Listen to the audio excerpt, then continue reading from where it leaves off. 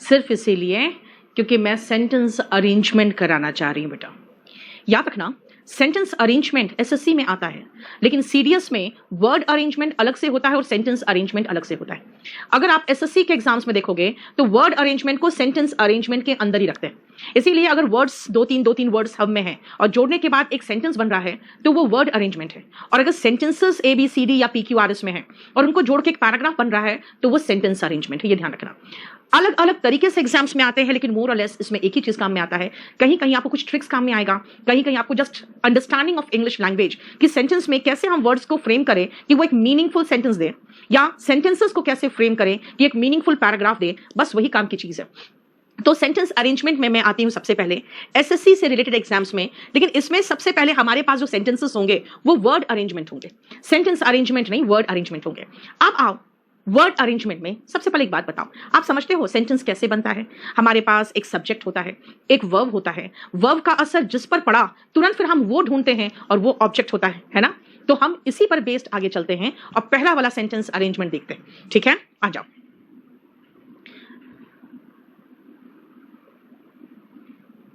चलिए सी, सबसे पहले हम आसान देखते हैं यानी कि वर्ड अरेंजमेंट देखते हैं, फिर थोड़ा डिफिकल्ट में चलेंगे सेंटेंस अरेंजमेंट में, फिर सीरियस के क्वेश्चंस भी कुछ देखेंगे, फिर पीओ का देखेंगे क्योंकि पीओ का सबसे ज्यादा हाई लेवल का कह सकते हैं वो होता है।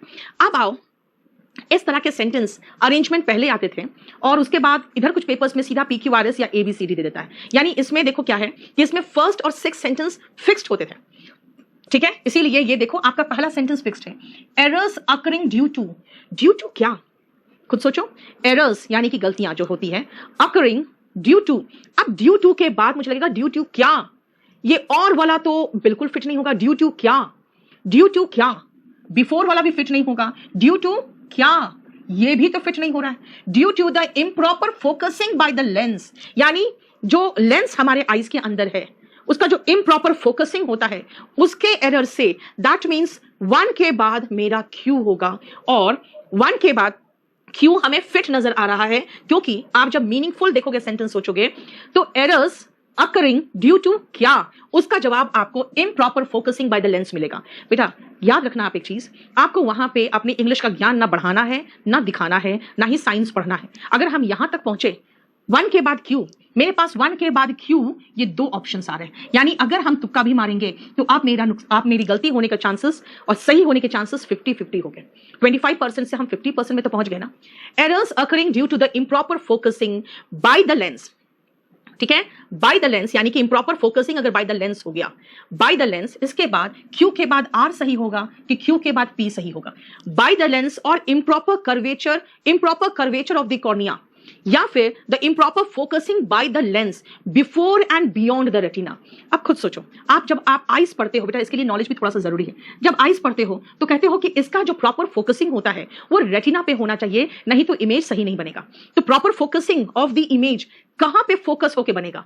Before and beyond the retina होगा, है ना? यानी अगर बिफोर या बियॉन्ड द रेटिना वो फोकस हो जाए या फिर प्रॉपर कर्वेचर ऑफ कॉर्निया नहीं हो, तो पहले बेटा एक प्रॉब्लम को तो सॉर्ट आउट कर ले कि ठीक है, जो इमेज का प्रॉपर फोकसिंग होता है आंख के अंदर जाके, भाई फोकस रेटिना पे होना चाहिए तभी इमेज बनेगा। फोकसिंग बिफोर और बियॉन्ड द रेटिना, यानी पहले हम फोकसिंग कहां, पहले ये मुद्दा तो खत्म कर ले। ठीक है, उसके बाद कहोगे और the improper curvature of the cornea, या कॉर्निया का कर्वेचर गलत हो जाए तो क्या होगा? Are known as refractive errors. This means अगर हम सेंटेंस की बात करें तो अगर क्यू से सिर्फ एक सेंटेंस शुरू होता तब तो मेरा मामला ही खत्म था, है ना? हम सीधा उसी को मार्क करते आगे बढ़ते। अब यहां पे अगर आप देखोगे तो क्यू के बाद आर फिट हो रहा है ना? Improper focusing by the lens before and beyond the retina, यानी क्यू के बाद आर फिट हो रहा है, इसको मार्क करो और आगे बढ़ो। लेकिन इस सेंटेंस में जो साइंस के स्टूडेंट नहीं है उनको थोड़ा सा टाइम लगेगा क्योंकि वो समझ नहीं पाएंगे इसको, तो मुश्किल होगा। लेकिन बेटा इतना साइंस तो आपको 10th में ही पढ़ा दिया जाता है, 10th के पहले ही। अब आओ नेक्स्ट, अगेन वर्ड अरेंजमेंट है। The decade of the 70s, यानी 70 का दशक, 70 से लेकर 79 तक की बात हो रही है। The decades of the 70s, क्या जो 70 का दशक था उसने क्या किया था? अब एंड से क्या हो सकता है? The decades of the 70s किया क्या था? डिकेड्स ऑफ द 70s ने किया क्या था? Saw a growing acceptance of the idea, ये हो सकता है। Saw the growing acceptance, saw a growing acceptance. अब अगर मैं कहूं कि ये थोड़ा फिट हो रहा है तो आप खुद देखो, आपके पास सिर्फ एक ही ऑप्शन है। यानी अगर हम सरसरी तौर पे देखें, the decade of the 70s saw a growing acceptance of the idea that women's literature exists and is a proper field of study in most part of the world। भाई women's literature है इस दुनिया में, है ना। अगर आप खुद सोचोगे तो आपको खुद एहसास होगा कि हैरी पॉटर इसलिए फेमस हो गया क्योंकि पहले ये पता नहीं था कि वो एक वुमन है जिसने वो लिखा है, ठीक है। क्योंकि अगर पता चल जाता है वुमेन लिखा है तो उसको उस नजरिए से पढ़ा जाता है, यार ये तो रोने धोने की कहानियां लिखती है विमेन, ठीक है। इसलिए 70s में तो रिकॉग्निशन मिला है कि भाई विमेन्स लिटरेचर भी एग्जिस्ट करता है। चलो एनीवे, इतना नॉलेज है तो ठीक है, नॉलेज नहीं है तो भी हम कहेंगे कि जो 70 का दशक है उसने क्या देखा, उसने क्या किया, उसने क्या सुना, क्या किया, सॉ अ ग्रोइंग एक्सेप्टेंस। यानी मेरे पास एस से शुरू होने वाला सिर्फ एक था, भाई सब्जेक्ट के बाद आपको वर्ब चाहिए ना। The decade of 70s, verb, saw क्या, अ ग्रोइंग एक्सेप्टेंस। भाई सब्जेक्ट वर्ब ऑब्जेक्ट मुझे चाहिए, तभी तो सेंटेंस का कुछ मीनिंग क्लियर होगा। जैसे मैंने एस पढ़ा बेटा, उसके बाद मुझे और कुछ पढ़ने की जरूरत भी नहीं थी, मैंने सिर्फ पढ़ के आपको समझाया। लेकिन एक चीज याद रखना, कई बार आप एक टेम्प्टेड होके लालच में आ गया, पूरा पढ़ के एक बार देख ले, उतना समय नहीं रहता। अगर आप समझ सकते हो कि मैं किस तरह से आंसर लगा रही हूं तो फिर आपको उतना करने की जरूरत नहीं पड़ेगी। हाँ, एक चीज मैं जरूर सजेस्ट करूंगी, मेरा सीजीएल का एक अलग से प्लेलिस्ट बना हुआ है, 18 उसमें टेस्ट पेपर्स है और सब में मैंने सेंटेंस अरेंजमेंट बिल्कुल आपको ट्रिक से करवाया है। इसीलिए हर टेस्ट पेपर में 2-2 सेंटेंस अरेंजमेंट है, आप उसको जरूर देख लेना, ठीक है। आओ, with a chuckle she handed him her machine। With a chuckle मतलब एक होता है ना बिल्कुल खुश होके, है ना, चहकते हुए। she handed him a machine which she held, ये हो सकता है। she opened the lid and the receiver over her ears which she held while and attached the wires looking, ये तो छोड़ दो, ये तो लास्ट है। with a chuckle she handed him a machine which she held, she handed him the machine which she held। अब आपको एक बात बताओ, चारों में तो आर है, कोई नई चीज तो है नहीं, लेकिन PQSP यानी सेकेंड ऑप्शन ही हमें बता देगा कि आंसर क्या होना चाहिए, बशर्ते ये क्यू ना निकल जाए। अगर क्यू निकल गया तो आपको थर्ड लेवल तक जाना पड़ेगा। with a chuckle she handed him her machine which she held while she opened the lid, ठीक है। देखो, सबसे पहले आप लिड को ओपन करोगे ना, ठीक है, इसका मतलब है हमें कुछ इसका लग रहा है अंदाज। एक बार चेक करो, which she held while she opened the lid and attached the wires and the receivers over her ears, यानी वायर्स और रिसीवर्स उसके कान के पास लगाया, and the receivers over her ears, and क्यों है, बिल्कुल सही जगह पे and है, देखो, and attach the wires and the receivers over her ears looking very similar to a wireless operator। Answer is B। अगर आप इसमें देखो कि क्या है तो बेटा R से सब शुरू हो रहा है, ठीक है।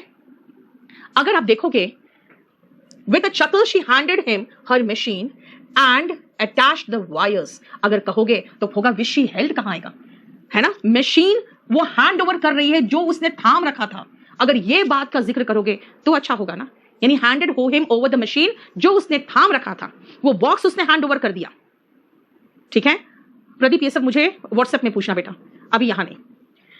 अब अगर बॉक्स हमने किसी को थमाया, कौन सा बॉक्स, जो मैंने थाम रखा था, अब उसने वो बॉक्स पकड़ा, इसने क्या किया, लिड खोला और उसमें से ईयरफोन और जो उसका तार है उसने उसके कान पे लगाया। देखो आपको खुद समझ में आ रहा होगा कैसे बनाइए, यानी सेकेंड में ही हम समझ गए कि आर के बाद पी आ रहा है, उसके बाद रीड करके एक बार मैंने चेक कर लिया। अगर इसको पूरा कंप्लीट कर लोगे आप असाइनमेंट को, एकदम आराम से समझ में आएगा कैसे बना है। यानी हमने, अब यहां बता दूं मैंने क्या किया, मैंने जैसे पढ़ा कि एरर्स, यानी जो एरर आता है, हमारी आंख जब सही तरीके से काम नहीं करते तो क्या होता है, अकर करता है एरर्स ड्यू टू क्या, the improper focusing by the lens. Improper जो फोकसिंग होता है लाइट में, अगर रेटिना पे हुआ तभी सही दिखेगा, पहले हो गया या बाद में हो गया तो नहीं दिखेगा, इसे focusing before and beyond the retina. अब यहां पे हमने कहा कि डिकेड ऑफ द 70s में क्या हुआ था, डिकेड्स ऑफ द 70s में क्या हुआ था, डिकेड्स ऑफ द 70s, कुछ लोग कहते हैं मैम विमेन लिटरेचर एग्जिस्ट, भाई in the decade of the 70s होता ना कि 70 के दशक में, इसलिए ये भी क्लियर नहीं है, ये कह रहा है ये सब्जेक्ट, ये वर्ब, ये ऑब्जेक्ट। अब इसमें खुद सोचो, उसने उसे मशीन हैंड किया, मतलब उसको दिया, हैंड ओवर किया, कौन सी मशीन, जिसको उसने पकड़ रखा था, यानी 1 के बाद आप सीधा आर कहोगे जिसे उसने पकड़ रखा था। और जब कोई मशीन कोई किसी को पकड़ाता है, ठीक है, तो उसके बाद वो जब उसको पकड़ लिया तो लड़की ने क्या किया, पहले उसका लिड हटाएगी ना, तभी तो उसके वायर और रिसीवर उसके बाद निकालेगी ना, ठीक है। And she open the lid, यानी आर के बाद पी फिट हो रहा है। बताओ कुछ प्रॉब्लम, इसका मतलब है कि सेंटेंस बनाने में आपको थोड़ी सी समझ होनी चाहिए। मैं नेक्स्ट क्लास में फिर से आपको थोड़ा सा आपको यही एक्सप्लेनेशन करूंगी कि बेटा पैसेज हो, क्लोज्ड हो, सेंटेंस अरेंजमेंट हो, पैसेज क्लोज्ड हो, सेंटेंस अरेंजमेंट में आपकी समझ इंग्लिश की कितनी है वो इंपॉर्टेंस रखता है। सो रिमेंबर, इसके लिए आपको एक म्यूचुअल अंडरस्टैंडिंग जो होती है ना इंग्लिश को, एक सेकेंड यार क्या बोल रहे हो, 05 का बैच का वैलिडिटी बढ़ के सितंबर तक हो चुका है जहां तक मैं जानती हूं। मेरा नंबर है 8860333000। ठीक है, चलो अब आओ नेक्स्ट, द पेन। अब पेन क्या है? द पेन सब्जेक्ट है, द पेन सब्जेक्ट। सब्जेक्ट के बाद विच हैज हेल्प्ड मैन भी कह सकते थे। चलो पेन क्या है? Which has helped man. लेकिन the pen is the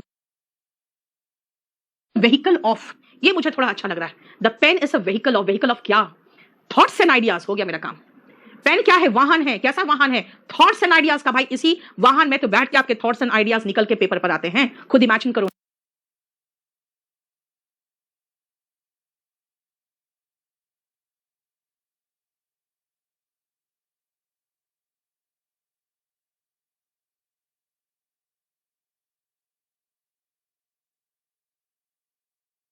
Now, the pen is the vehicle of thoughts and ideas. Pen is the vehicle of thoughts and idea. 1QS, 1QS, 1QS, QS कितने में QS है? एक ही में तो है। चलो answer मिल गया हमको। ठीक है, द पेन क्या है? इज द व्हीकल ऑफ क्या? Of thoughts and ideas. Pen वो वाहन है जिसका, किसका वाहन है? थॉट्स एंड आइडियाज का, जिस पे बैठ के वो निकलते हैं। ठीक है, एक्सरसाइज और टॉपिक्स बेटा कनिका ये तो क्लास नोट्स में नहीं है। क्लास नोट्स में सिर्फ आपका ग्रामर है, 500 पेज का वही हो गया था। अब उससे मोटा बुक क्या छापते हैं? वो क्या दूसरे बुक में आएगा, और ये आपका वॉल्यूम 2 में सारा दिया हुआ है। चलिए 5th में आओ। मैं आपको अभी सिर्फ वर्ड अरेंजमेंट करा रही हूं, लेकिन ये एसएससी वगैरह में ये सेंटेंस अरेंजमेंट के ही रूप में आता है। ऐसे वर्ड अरेंजमेंट्स होते हैं। देखो, दोस हु आर क्या? दोस हु आर के बाद फिर से आर तो नहीं आ सकता। दोस हु आर के बाद वर्ब आईएनजी फॉर्म में आता है, ये भी नहीं आ सकता। दोस हु आर क्या? एंड क्या करेगा? Those who are in favour of co-education, ये मीनिंगफुल बना रहा है। जो लोग को एजुकेशन के फेवर में है, एस से शुरुआत होगा, मुझे नहीं मतलब है। अब आगे देख के मैं अपना टाइम वेस्ट नहीं करूंगी, मैं इसको सीधा मार्क करूंगी, आगे बढ़ूंगी। अरे प्रवीण, कहां तुम एक ही चीज के पीछे पड़े हो? करा दूंगी ना यार। नेक्स्ट आओ,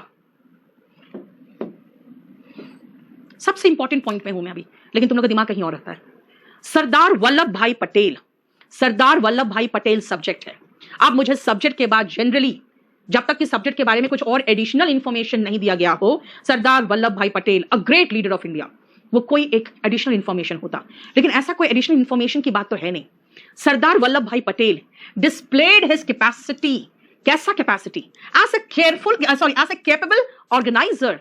1QS, 1QS देख लो, capable organizer and a masterful leader by organizing and movements, organizing and leading, organizing and leading, एकदम सही लग रहा है।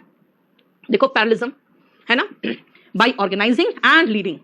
आंसर मार्क करो। ऐसे भी मैंने आगे सिर्फ रीड किया आपको समझाने के लिए, मुझे तो जरूरत ही नहीं था। सब्जेक्ट वर्ब कहां है? Displayed his capacity. कैसा capacity? As a capable organizer. बस मेरा काम खत्म। ऐसे भी सब्जेक्ट प्लस वर्ब भी देख लिए होते तो हम सही करते। याद रखना बेटा, 10 में से 9 तो सही हो जाएगा। अगर कभी बाई चांस कुछ उसमें ऐसा कुछ भर दे जो कंफ्यूजन वाला चीज हो, तब शायद आप गलती कर जाओ। तब आपको एक एक सेंटेंस को पढ़ के करोगे तभी सही होगा, लेकिन उतना टाइम थोड़ी रहता है ना, उतना टाइम नहीं होता। अब आओ नेक्स्ट, ये सारे वर्ड अरेंजमेंट है। हैप्पीनेस क्या है? Happiness intense, happiness is the feeling, happiness is the feeling, जरा पी तक देख लेते हैं। Is the feeling of relaxation और रिलीफ। हो गया, हैप्पीनेस वो फीलिंग है, आप रिलैक्स्ड और रिलीफ महसूस करते हो, खत्म। अब आगे क्या लिखा है ना मैं जानती हूं और ना मैं रीड करूंगी। वर्ब तो सी में है, 9th में। 9th कहां करवाया है? दया 60 टेस्ट पेपर सब बाय नहीं करते हो, आपको मेल करना होता है जो आप लोग ऑनलाइन वाले हो। चलो अब आओ नेक्स्ट, द टूरिस्ट रिसोर्ट्स इन उत्तराखंड। हो गया, have become the toast of winter sports lover of the Garhwal Hills।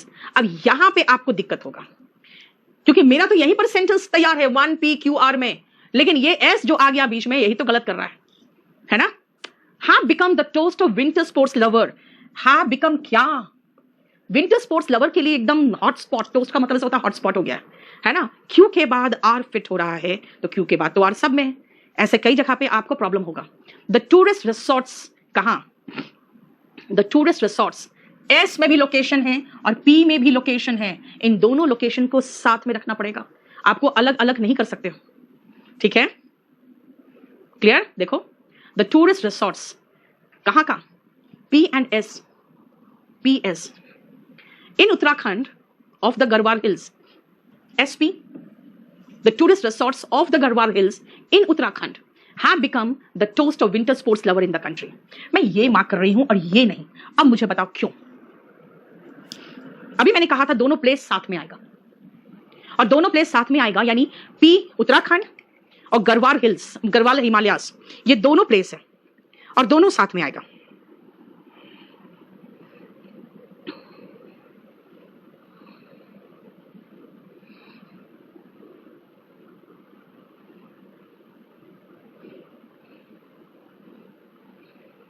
बोलो जल्दी बताओ।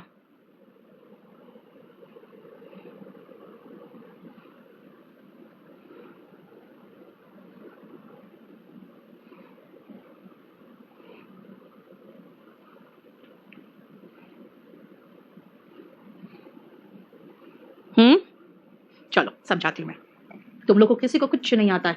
लोकल पहले आएगा, स्टेट बाद। वेरी गुड मोनिका, बहुत बहुत सही। यस शिवानी, बहुत अच्छा। अशोक, सपना, बहुत सही। शालू, सब कोई समझ में आ गया। चलो आपका मैसेज लेट से डिलीवर होता है इसलिए लेट हुआ, वरना बहुत सही जवाब दिया। बेटा सबसे पहले लोकल बात करोगे ना, स्टेट में जो गढ़वाल हिमालयास है, यानी याद रखना जब प्लेस का जिक्र होता है ना तो छोटे प्लेस का जिक्र पहले करते हैं, बड़े प्लेस का जिक्र बाद में करते हैं, इसीलिए एस के बाद पी आया। और मैंने कहा ये भी प्लेस है, ये भी प्लेस है, तो हम दोनों प्लेस को साथ में रखेंगे। ये थोड़ी होता है कि मैं कहूंगी दिल्ली बाद में, इंडिया पहले, और दोनों को अलग अलग जगह पे। भाई अगर मेरा दिल्ली है तो इन इंडिया आएगा ना फिर तो, है ना, इसीलिए दोनों प्लेस को साथ में रखना है। छोटा प्लेस पहले, बड़ा प्लेस बाद में। चलो वेरी गुड। नेक्स्ट 9th का आ जाओ। 9th को चलो छोटा करेंगे तो बहुत छोटा हो जाएगा। A few days later, a few days later when my friend, that night I was working on a report that had to go, walked into my office, my friend walked into my office होगा। a few days later when I was working on a report होना चाहिए, है ना, और my friend walked into my office होना चाहिए, ऐसा ही तो कुछ होगा। I was, my friend P के बाद walked into my office होना चाहिए, यानी P के बाद 6 होना चाहिए। देखो P के बाद 6 तो यहां दोनों में है। a few days later when I was working on a report that had to go that night होना चाहिए था, है ना। क्या होता, a few days, यार यही तो प्रॉब्लम होता है इसमें। a few days later I was working on a report, R 1 के बाद R, that had to go that night, R के बाद S, है ना, ठीक है। देखो R के बाद S, देखो that had to go कब, that night, उसी रात जाना था। My friend walked into my office, P से एंड करेगा। Clear clear. ये थोड़ा सा 2 पेज में जो हो जाता है नो प्रॉब्लम हो जाता है। एनीवे छोड़ो इसको। अब 10th में the important thing is not, चलो एटलीस्ट कम से कम हमारे पास वर्ब तो आए पहले। इज नॉट विनिंग, जीतना इंपॉर्टेंट नहीं है, बल्कि ओलंपिक गेम्स में पार्टिसिपेट करना भी अपने आप में एक उपलब्धि है ना। ओलंपिक गेम्स में सीधा उठ के नहीं चले जाते हो, you have to qualify for the Olympic games. इसीलिए देखो द इंपॉर्टेंट थिंग इज, हमें सब्जेक्ट के बाद यार वर्ब तो चाहिए। विनिंग के पहले मैं वर्ब गाइब इसको कैसे लगा दूं, तो इज नॉट विनिंग ये चलेगा, क्यों से शुरू हो रहा है, दैट्स इट, है ना। आगे देखने की हमें जरूरत नहीं पड़ी। देखो बेटा जब आप वर्ब अरेंजमेंट करते हो तो आप ध्यान से देखोगे, सब आपको एकदम एक मीनिंगफुल बनना चाहिए कुछ। चलो 11th एंड 12th जरा फटाफट करो, तुम 11th एंड 12th करो।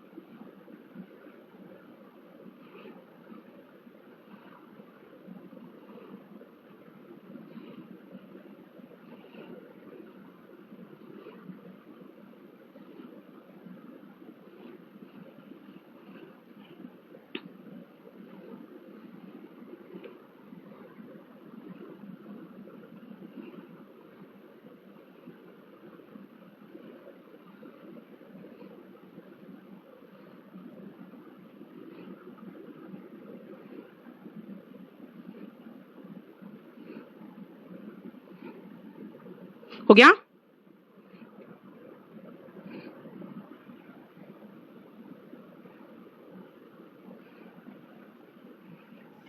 चलो, वेरी गुड, बहुत सही। In the upside down blood flows without the straining posture to the heart against gravity. कुछ बात कर रहा है, अगर आप अपसाइड डाउन खड़े हो जाओगे तो। इन द अपसाइड डाउन पोस्चर्स, है ना, ब्लड फ्लोज अगेंस्ट ग्रेविटी। ऐसे ही तो कुछ हो रहा है ना, है ना, blood flows to the heart against gravity, क्योंकि ब्लड फ्लो करके कहां जा रहा है? आपका सारा ब्लड जाता है अल्टीमेटली हार्ट में, वहां से प्यूरिफाई होकर सारे जगह पे जाता है। इसका मतलब है इन द अपसाइड डाउन क्या postures blood flows to the heart. ये गड़बड़ हो रहा है, रुको। In the upside down posture तो होना चाहिए, और तो कुछ है ही नहीं।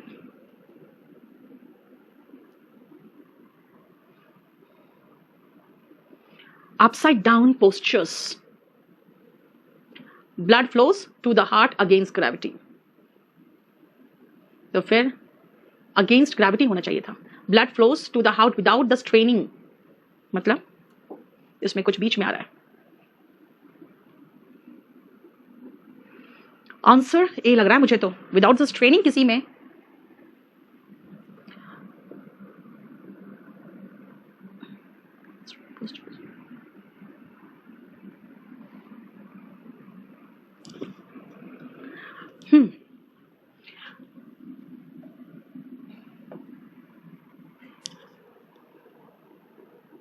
PS और 6 होना चाहिए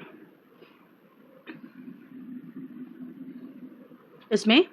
without the straining postures, without the straining postures, Q के बाद P।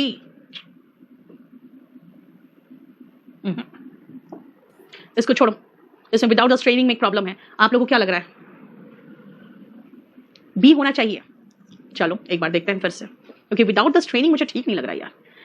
In the upside down blood, upside down क्या यार, पोस्टर होगा ना। इन द अपसाइड डाउन पोस्टर्स होगा। अगर देखोगे, इसको देखोगे तो R से शुरू होना चाहिए, R से शुरू होगा तो Q फिट नहीं हो रहा है, ठीक है। अपसाइड डाउन तो पोस्टर ही होना चाहिए, 1 के बाद सीधा R होना चाहिए। अगर मैं कुछ ना देखूं तो आंसर इसका सीधा A होगा, ठीक है।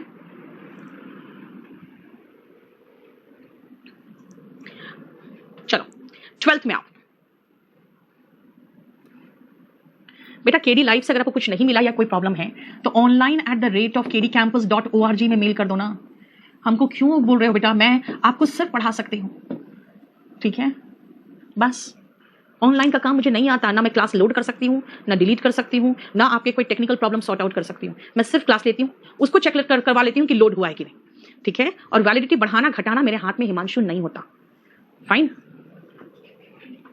नेक्स्ट आओ, महात्मा गांधी। जानते हो कई बार इसीलिए प्रॉब्लम होता है, आपको फर्स्ट वर्ड में ही लगेगा बस यही होगा, हम मार्क करके निकल जाते हैं। बाद में लगता है कि यार ये लाइन तो कहीं सूट नहीं कर रहा था, वो लाइन कहीं फिट करने की कोशिश करते हैं तो सूट नहीं करता है, क्या करें। महात्मा गांधी, महात्मा गांधी, महात्मा गांधी क्या, मुझे वर्ब चाहिए यार। वॉज नो आंसर, ये तो कोई मतलब ही नहीं बनता। बिलीव्ड दैट, S से शुरू होना चाहिए, सब्जेक्ट के बाद वर्ब होगा। अब एक लाइन आगे बढ़ के देखो क्या सही हो रहा है। बिलीव्ड दैट इंडस्ट्रियलाइजेशन, बस सही हो गया। वॉज नो आंसर, बस हो गया। यानी कि मैं बिलीव दैट के बाद अगर नहीं भी देखूं तो मुझे सब्जेक्ट और वर्ब मिल गया, ठीक है। नेक्स्ट देखो, the second named motive lies firmly fixed ambition or in milder terms recognition, ambition or in milder terms recognition and consideration, ठीक है। the second named motive lies firmly fixed। भाई मुझे तो वर्ब चाहिए ताकि मैं सेंटेंस की शुरुआत तो कर सकूं, है ना। इसीलिए अगर मैं कहूं the second named motive, motive क्या है? रिकॉग्निशन और इन माइल्डर टर्म्स, एम्बिशन और in milder terms recognition and consideration. यानी एम्बिशन जो आपका महत्वाकांक्षा होता है उसको माइल्ड टर्म्स में हम ये कहते हैं भाई लोग चाहते हैं कि मेरी पहचान हो और मेरी कमाई हो। कंसिडरेशन का मतलब जो उसके बदले में मिले, यानी आपका एम्बिशन जनरली यही रहता है। माइल्ड टर्म्स में क्या कहते हो आप? अभी नहीं कहते मेरी महत्वाकांक्षा है, आप कहते हो मैम मुझे लोग जाने और थोड़ी कमाई भी हो जाए, तो ये माइल्ड टर्म्स में ऐसे बोलते हैं। यानी आर के बाद एस होना चाहिए और कहीं नहीं है। Fixed in the human nature, क्यों से खत्म होना चाहिए। Fixed in the human nature, the second named motive fixed in the lies firmly fixed in the human nature, ये चीज सही लग रहा है। Fixed in the human nature यानी कि अगर देखें तो इसमें खत्म होना चाहिए, ठीक है। The second named motive, ambition, or in milder terms,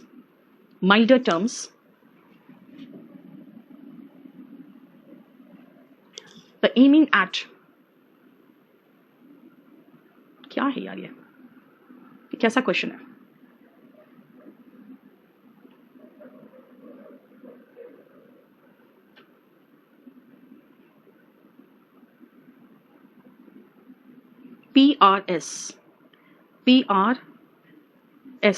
RPS, motive, ambition, or in milder terms, the aiming at recognition and consideration.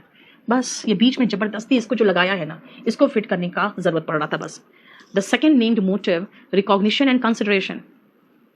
The aiming at नहीं, B होगा. The second named motive, ambition, or in milder terms, the aiming at recognition and consideration. और कुछ fit ही नहीं हो रहा है. Lies firmly fixed in the human nature. B है इसका आंसर. देखो आप लोगों को क्या लग रहा है? B. ठीक है. You aim at something, वो तो ठीक है बेटा. Aiming at की अगर बात करोगे तो ये दोनों फिट होता, ठीक है ना. The aiming at यानी बीच में लगा दिया और कुछ नहीं कर पाए. इसलिए कहीं कहीं आपको थोड़ा कहीं ऐसा आएगा क्वेश्चन जिसमें समझ में नहीं आएगा कि आंसर क्या है. The works of William Shakespeare have provided us, that has become some common expression with a number of phrases that if you realize the source. The works of, देखो क्या क्या मैंने बहुत फटाफट रीड किया, just trying to understand कि क्या meaning देना चाहता है.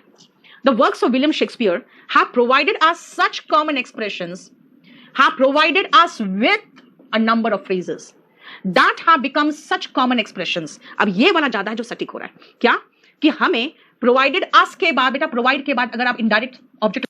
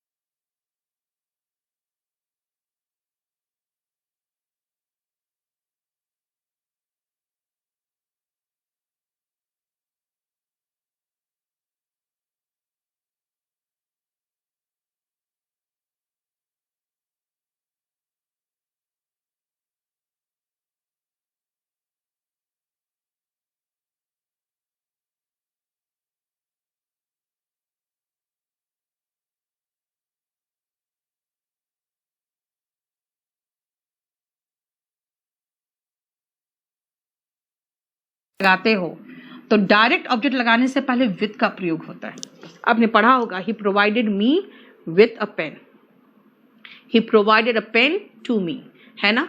तो provided us with a number of phrases.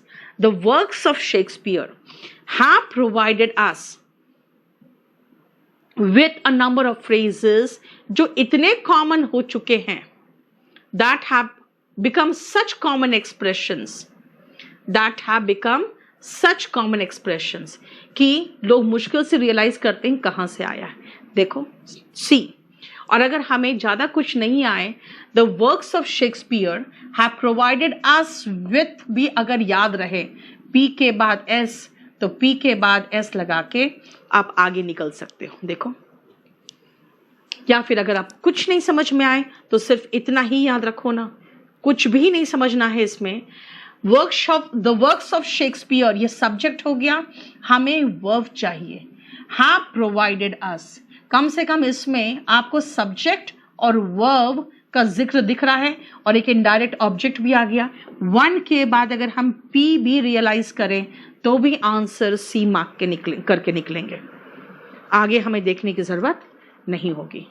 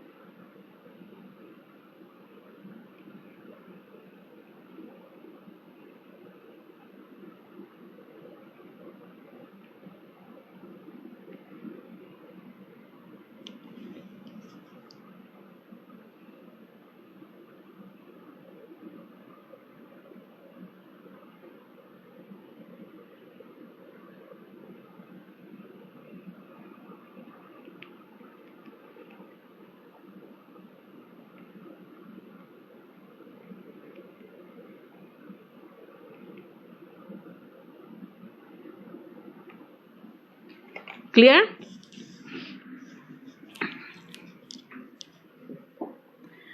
The ever स्पिरलिंग cost क्या? द एवर स्पिरलिंग ऐसे तेजी से ऊपर जाता हुआ, द एवर स्पिरलिंग कॉस्ट क्या का भाई? स्पिरलिंग कॉस्ट क्या का of modern synthetic drugs, R से शुरू होगा। जैसे हमने कहा एवर स्पिरलिंग कॉस्ट, तो भाई कीमत, किस चीज की कीमत? Of modern synthetic drugs, R से शुरू होगा। हैव फोर्स्ड मैनी, आर के बाद एस देखा, हमें समझ में आ गया कि भाई सब्जेक्ट के बाद वर्ब भी आ गया। ठीक है,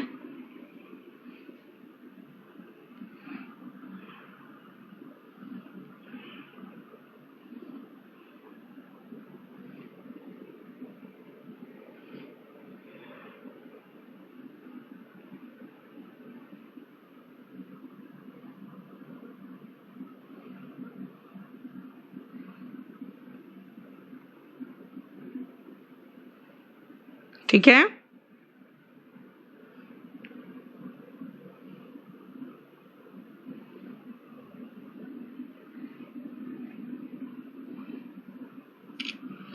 बोलो कोई प्रॉब्लम यहां तक?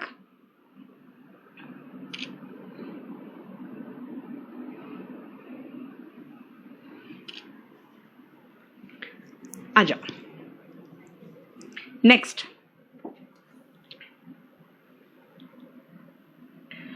वेरी फ्यू पीपल क्या? Very few people spend money इन, सब्जेक्ट के साथ हमें वर्ब मिल गया, स्पेंड मनी इन, दो खत्म। स्पेंड मनी इन क्या? क्यू के बाद पी, फ्रॉम दोस ना। स्पेंड मनी इन क्या? Ways quite different from those आ गया। Spend money quite different from those हो गया।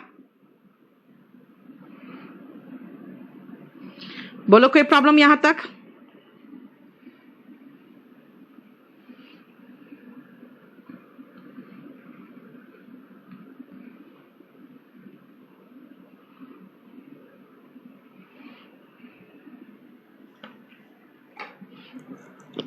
क्लियर?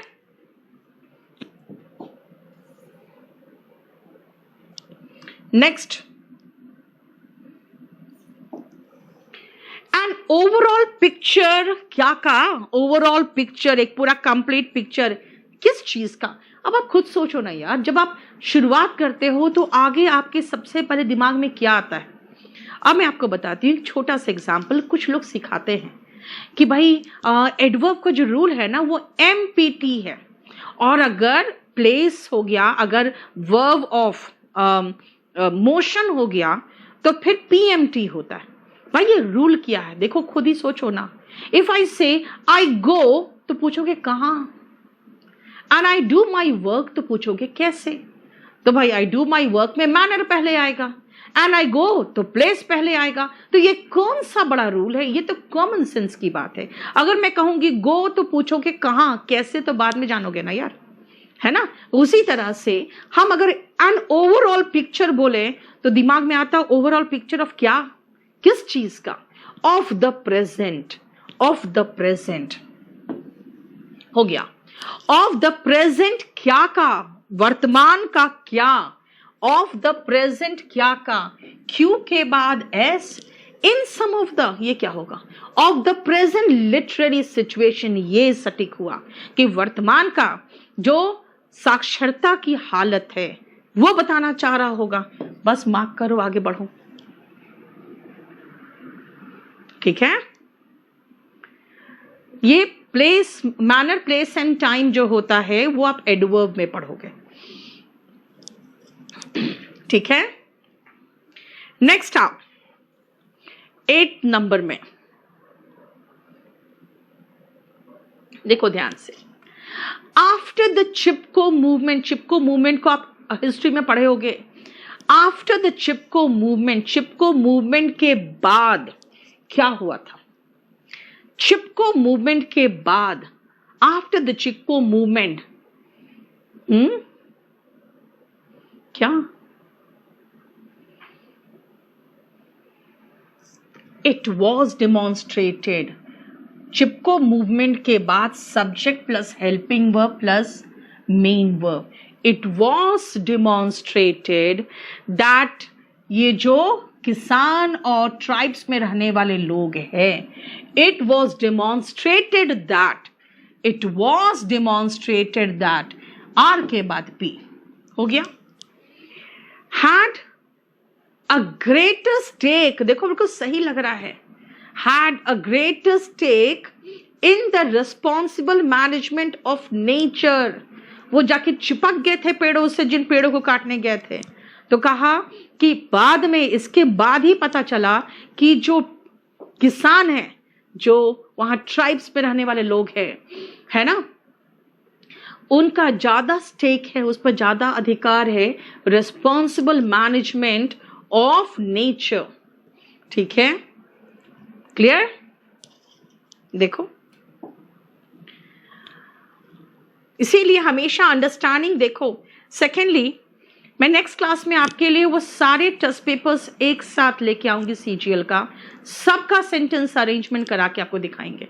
आप खुद सोचना कि कितना आसान आता है और आपको कितना मैं डिफिकल्ट लेवल तक का करा के जाती हूँ, लेकिन ये सारे एग्जाम में आए हुए हैं। Sometimes you can figure out, क्या फिगर आउट, क्या हम समझ सकते हैं? फिगर आउट मतलब आप समझ जाओगे फिगर आउट क्या, क्या an unfamiliar word from its context. इसलिए कहते हैं न्यूज़पेपर रीडिंग में कई बार आप हर वर्ड की मीनिंग देखने के लिए बैठ जाते हो, बट आप मीनिंग क्या देख रहे हो? You can figure out the meaning from the context. जो दिया हुआ है न्यूज, उसी से समझ जाओगे। यू कैन फिगर आउट क्या, एन अनफैमिलियर वर्ड। बाकी तो हमको समझ में नहीं आ रहा बोलना क्या चाह रहा है। फिगर आउट भाई क्या समझ जाओगे? एस से शुरू होने वाला है, ज्यादा से ज्यादा मैं एस के बाद आर जाके देख लेती हूं। An unfamiliar word from its context, its place in the story और इन द सेंटेंस। हो गया, ठीक है।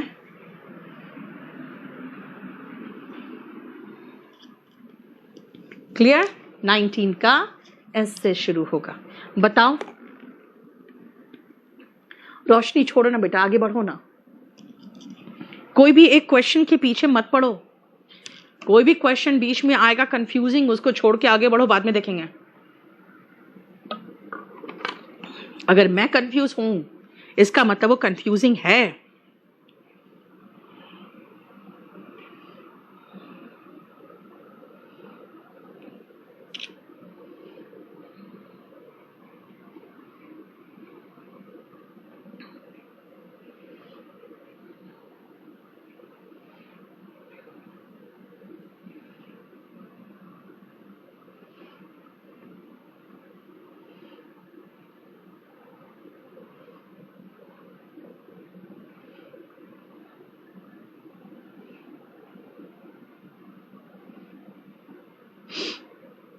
क्लियर? चलो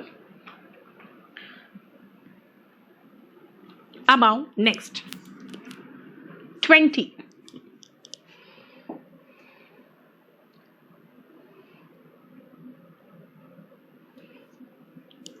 even today in many countries, आज भी बहुत देशों में, even today in many countries क्या होता है भाई? क्या होता है? क्या होता है? Women continue to be neglected. ये चलेगा ना? आज भी बहुत देशों में महिलाओं को नेग्लेक्ट किया जाता है।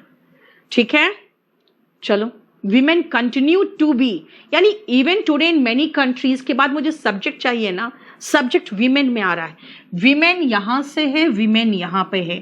पी से शुरुआत, नेग्लेक्टेड से तो शुरुआत होगा नहीं। आर से शुरुआत, who have had the benefit, नहीं यार, हु के पहले सब्जेक्ट तो चाहिए ना। Women continue to be, as continue to be fewer women, ये क्या मतलब बनता है? Women continue to be neglected, yes passive voice है। मीनिंगफुल आपको जहां तक बन जाए, आगे देखने की जरूरत नहीं है, वहां तक करो, बस आगे बढ़ो। ठीक है,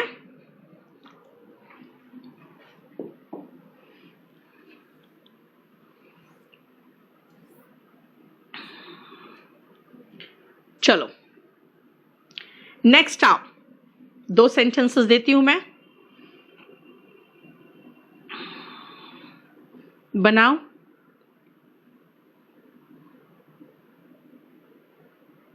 बस जल्दी करो बेटा, क्वेश्चन नंबर के साथ ऑप्शन लिखो।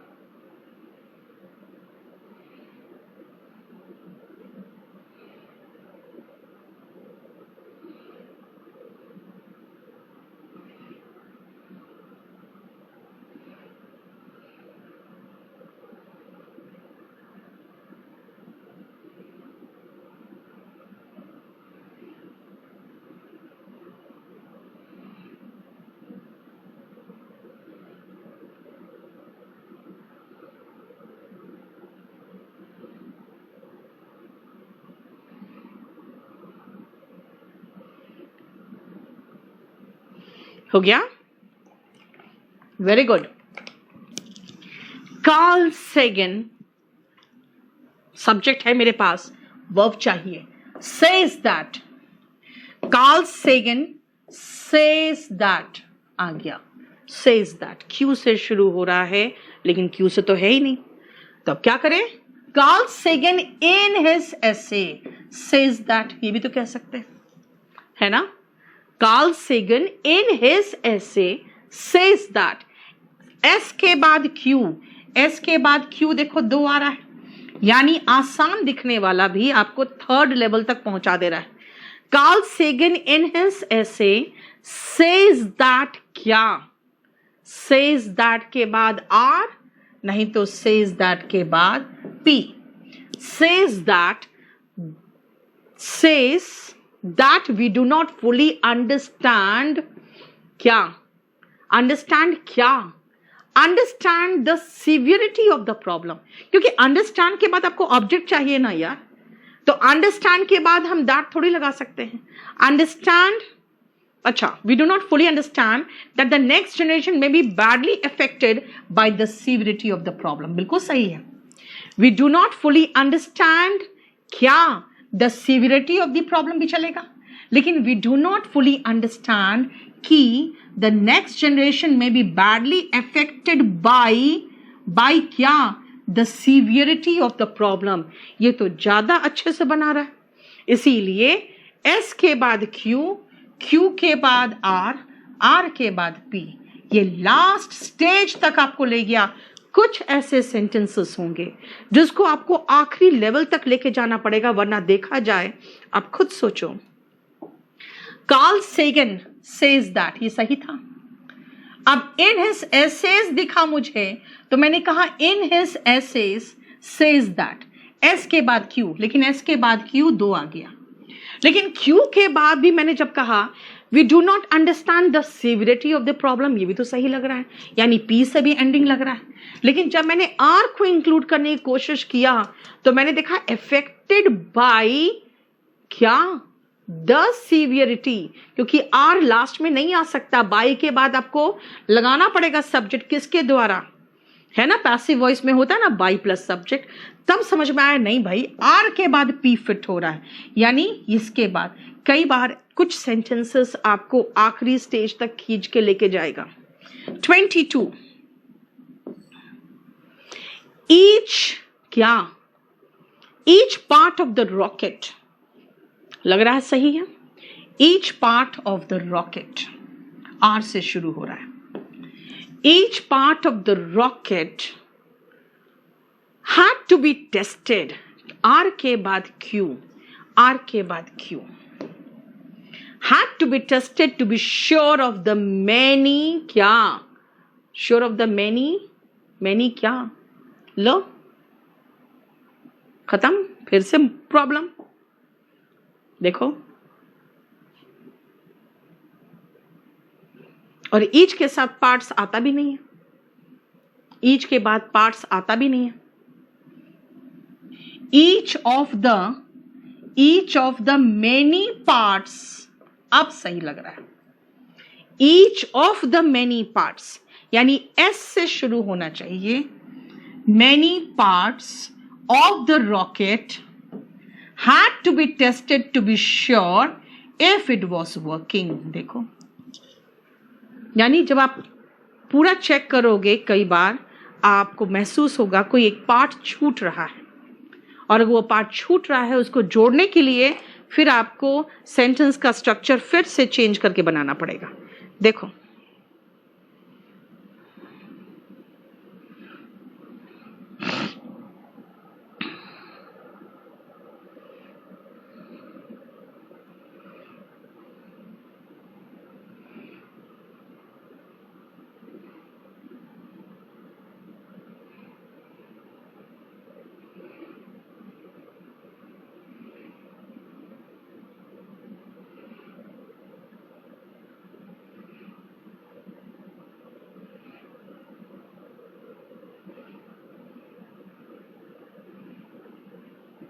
हो गया?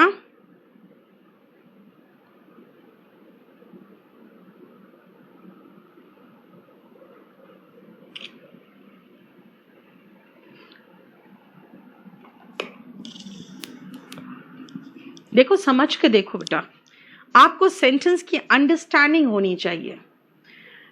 जॉर्ज एलियट सीज क्या? Family life, sees human relationship, ये दोनों हो सकता था, है ना। Sees human relationship, sees family life, यानी पी और आर दोनों से शुरू हो सकता है। जो दोनों से शुरू हुआ पड़ा है, आप क्या कर लोगे आप? हाँ, human relationships as the center of family life and mutually caring relationship as the center of life itself, है ना। and mutually caring relationships as the center of life itself, यानी mutual caring and human relationship R के बाद भी आ सकता है। देखो, family sees family life as the center of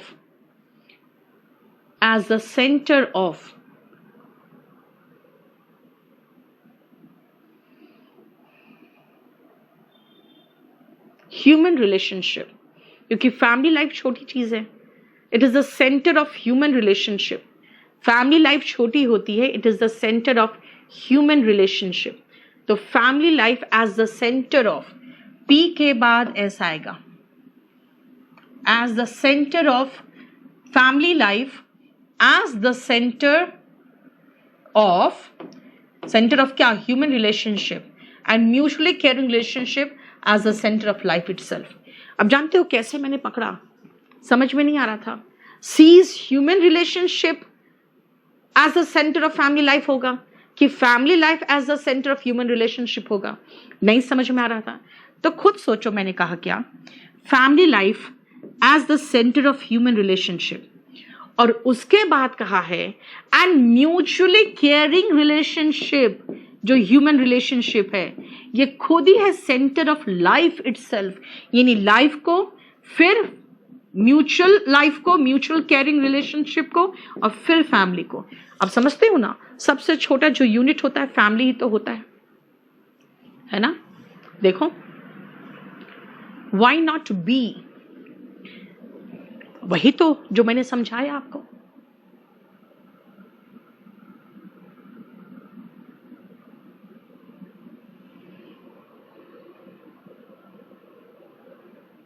ठीक है, अभी तक हम सिर्फ उसी में चल रहे हैं।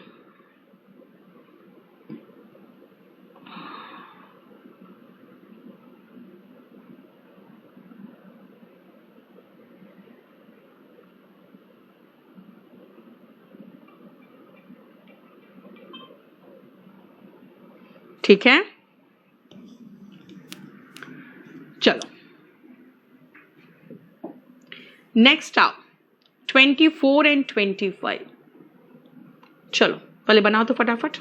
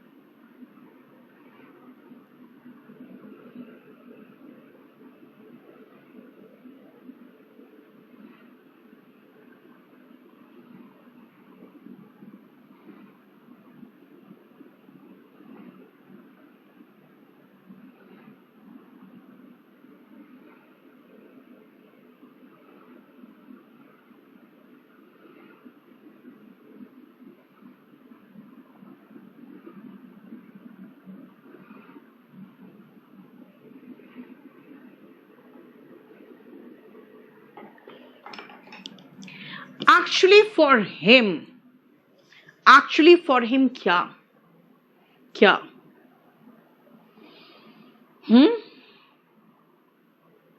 बोलो।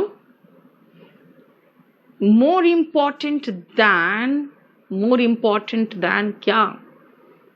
The freeing of India, the development of the Indian into a free man, ये लग रहा है सही। into a free man was more important than the development क्या? The development into a free man of the Indian. Actually for him, the development of the Indian into a free man was more important than the freeing of India। देखो, इनके लिए the development of the Indian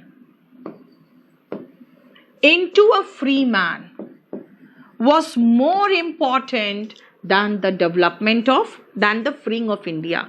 यानी Indians का development into a free man, पहले मानसिकता से तो free हो, उसके बाद ही तो अपने देश को फ्री करा सकते हो, है ना। पहले मानसिकता से फ्री होने के बाद ही तो देश को फ्री कराओगे। अगर आपको पता ही नहीं कि फ्रीडम क्या है तो आप अपने देश को क्या फ्री कराओगे।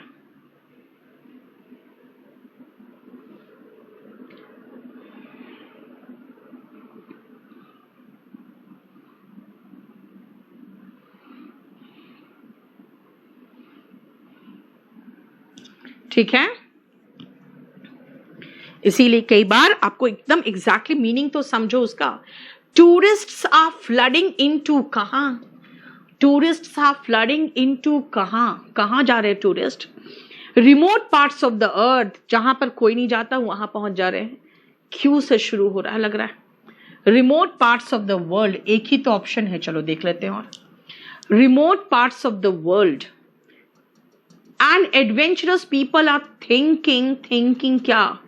What used to be considered about the dream trip they would like to take। यानी P के बाद 6 ऐसे भी आना चाहिए।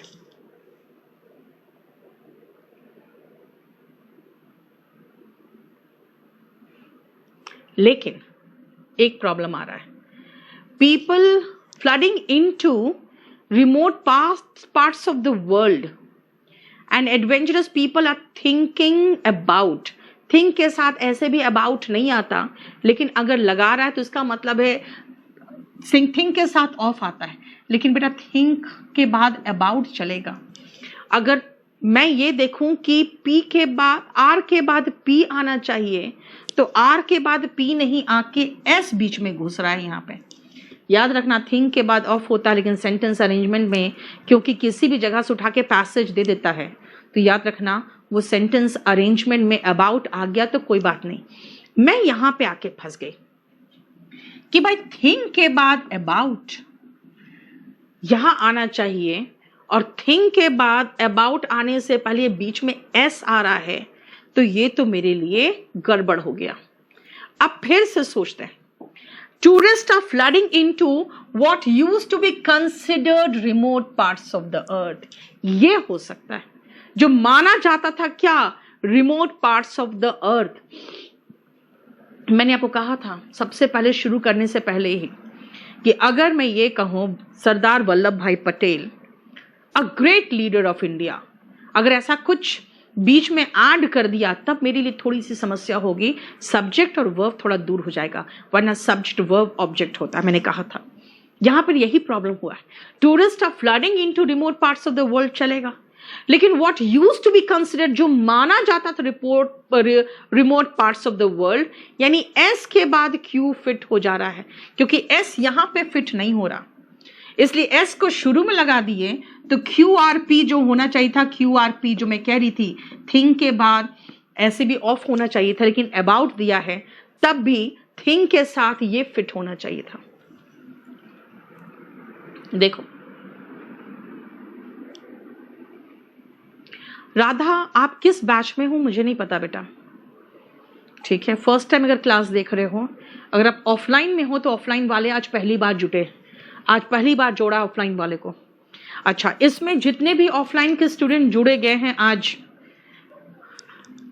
जितने भी आज मैंने 25 तक किया है, जितने भी ऑफलाइन स्टूडेंट्स जोड़े गए हैं, मैं आपको एक बैच के साथ मर्ज कर रही हूं, क्योंकि ऑफलाइन हमें लगा अब देखते हैं फिर, और ऐसे भी जब ऑफलाइन नहीं खुल रहा है तो हमारे लिए तो मुसीबत हो जाती है। तो अगर ऑफलाइन को जोड़ेंगे हम तो आपको मंडे, वेंसडे, फ्राइडे को जोड़ेंगे, ठीक है। ये पीडीएफ अभी डाल देंगे।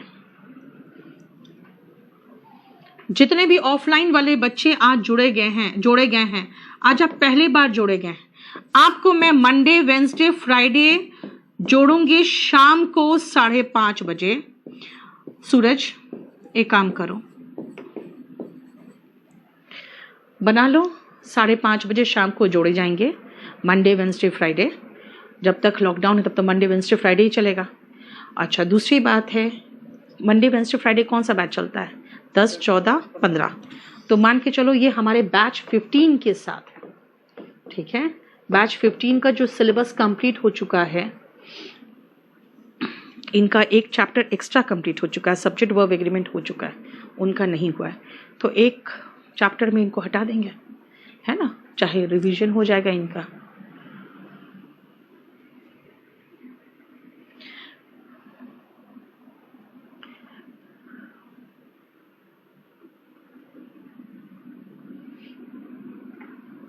Swati, message is visible to me, आप लोग बहुत सारे लोग हो, इसीलिए मैसेज बहुत तेजी से नीचे जा रहा है। शंकर, अभी रुको नहीं यार, कहाँ हल्ला मचाते हो। क्लास नोट्स जिसको चाहिए वो kdpublication.com से मंगा लो, ठीक है। मैंने आज 25 तक कराया है, अब ये आपको पूरा मैं लोड करवा दे रही हूं, और इसमें बहुत क्वेश्चंस है बेटा, इसमें वॉल्यूम 2 के बहुत क्वेश्चंस हैं, ठीक है। मैं आपको नेक्स्ट क्लास में प्रीवियस या क्वेश्चन पेपर्स उठा के डाल दूंगी, दिखा दूंगी एसएससी का पहले, और ये पूरा वीक मैं चाह रही हूं आपको, देखो सीडीएस के क्वेश्चंस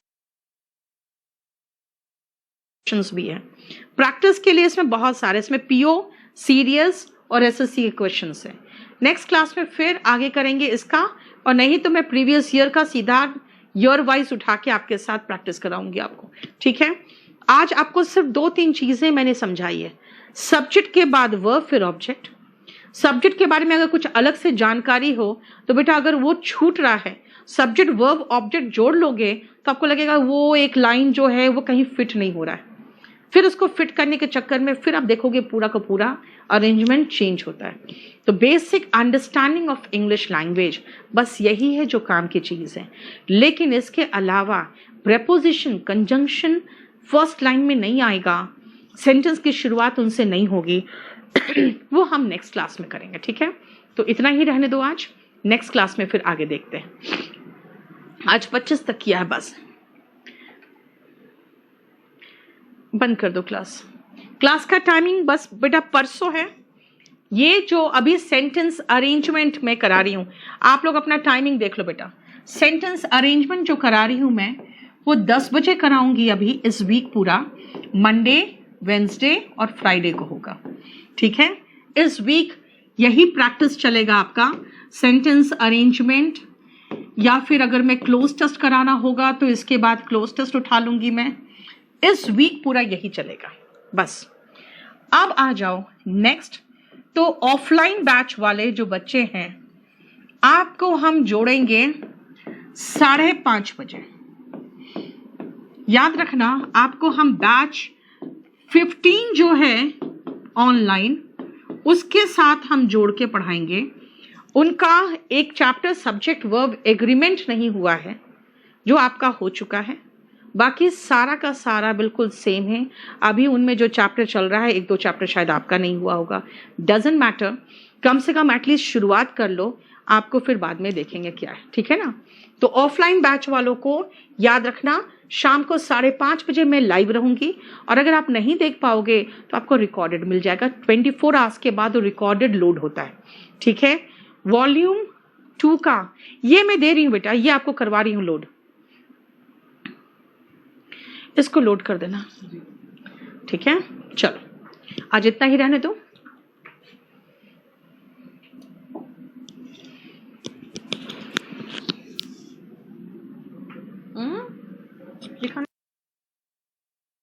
एवरीवन बहुत लोग आ गए ना, सबको ऐड किया है, कमेंट्स जा रहे हैं।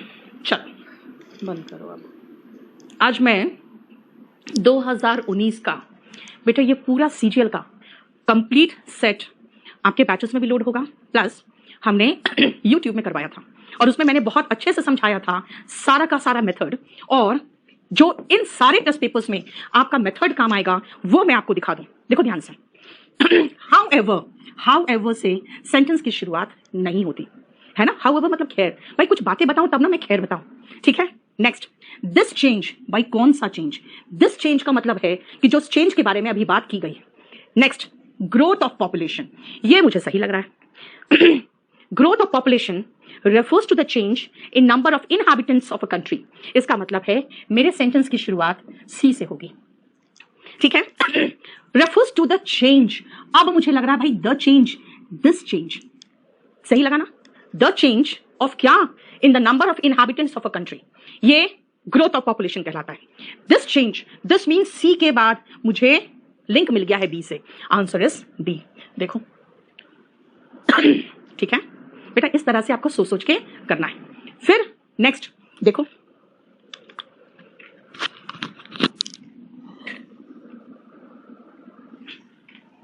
बताओ इसका आंसर क्या होगा, बताओ 14 का,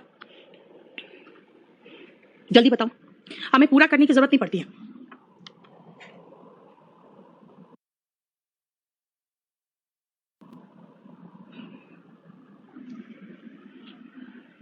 ओके मृणाल ने स्टे ब्लेस्ड, साधना हैप्पी बर्थडे। चलो आ जाओ, अगेन सेम मेथड बेटा। However से सेंटेंस की शुरुआत नहीं होगी। The general human tendency is to find fault in the policies। जो सरकार पॉलिसीज बनाती है, हमारी ह्यूमन टेंडेंसी होती है उसमें गलती निकालना, हमें लग रहा है ये चलेगा। They blame, यानी कि फॉल्ट फाइंड करके हमारी आदत होती है ब्लेम करने की। सो से भी सेंटेंस की शुरुआत नहीं होती, और दे ब्लेम, कौन ब्लेम?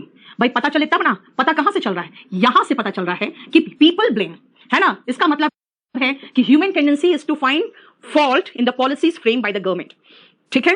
अब दे ब्लेम, कौन ब्लेम? बेटा यहां पे कौन ब्लेम कर रहा है हमें पता नहीं चल रहा है, लेकिन सबसे पहले मेरा नजर ऑप्शन पे सरकेगा कि भाई बी से शुरुआत है, बी से सी से, मेरा मतलब है कि शुरुआत तो सिर्फ एक ही जगह से चल रहा है। खुद सोचो, मैं खुद सोचो, एक चीज बताती हूं। दे ब्लेम, दे कौन है भाई? नाउन का पता ही नहीं। ये क्या है? सो पीपल ओपनली, इसीलिए पीपल ओपनली ब्लेम करता है। इससे भी शुरुआत नहीं हो सकती, इससे भी शुरुआत नहीं हो सकती, तो बी से शुरुआत होगा, तो बाकी सारे ऑप्शंस गए, आंसर इज ए, ठीक है।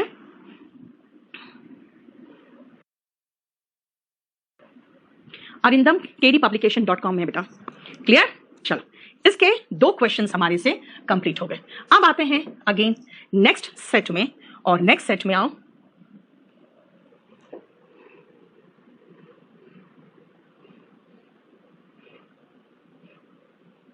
जैसे प्रोनाउन से मैंने कहा स्टार्ट नहीं होता है, हाउएवर से स्टार्ट नहीं होगा। सो यानी कि अब भाई सो का मतलब इसीलिए, अब आगे कुछ बताना है, उससे आप कैसे शुरुआत कर सकते हो? सेंटेंस की शुरुआत में आपको एक सब्जेक्ट का जिक्र तो कहीं होना चाहिए ना। ये करो तो अभी स्टार्ट हुआ है, ऐसा नहीं, 2 क्वेश्चन हुआ है बस।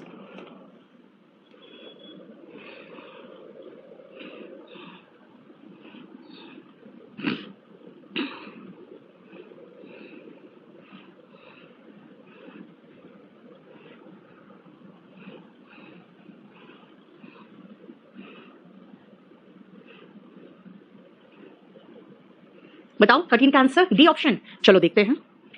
नेवरदिलेस, नेवरदिलेस का मतलब है, जब मैं आपको एडवर्ब पढ़ाती हूं तो सुनो नेवरदिलेस का मतलब मीनिंग क्या निकलता है। नेवरदिलेस का मतलब होता है जो कह दिया ना, इसके बावजूद। अगर मैं कहो I love orange colour, nevertheless it must be not bright, है ना। आई लव ऑरेंज कलर, इसका मतलब है ऑरेंज कलर बोलना इसलिए पढ़ रहा है बेटा क्योंकि ऑरेंज फ्रूट भी है इसीलिए, है ना। आई लव रेड, नेवरदिलेस का मतलब है जो बोला है इसके बावजूद। इसका मतलब है नेवरदिलेस से मेरा सेंटेंस स्टार्ट नेवरदिलेस से मेरा सेंटेंस स्टार्ट नहीं होना चाहिए। A change that is conducive to happiness, यानी ऐसा चेंज जो फेवरेबल है, हैप्पीनेस लाता है, may be termed as progress, ये चलेगा। बट कंजंक्शन है, इससे सेंटेंस की शुरुआत नहीं होगी, सो से भी शुरुआत नहीं होगी, बी से शुरू होगा। मेरे पास 2 ऑप्शन आ गया, 50% तो हम सही हो गए। A change that is conducive to happiness may be termed as progress, लेकिन इसके बाद बी है कि सी है।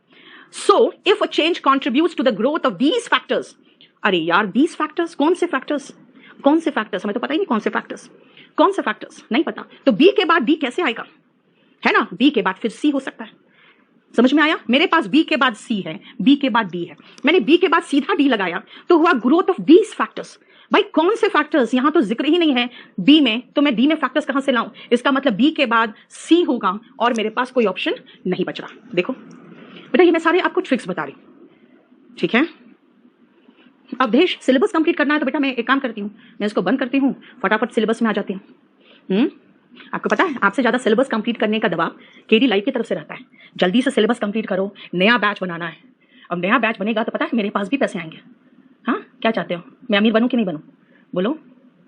लेकिन जानते हो बेटा, मुझे ऐसे ही नहीं कहता केडी कैंपस या केडी लाइव वाले के मैडम बहुत मूर्ख है।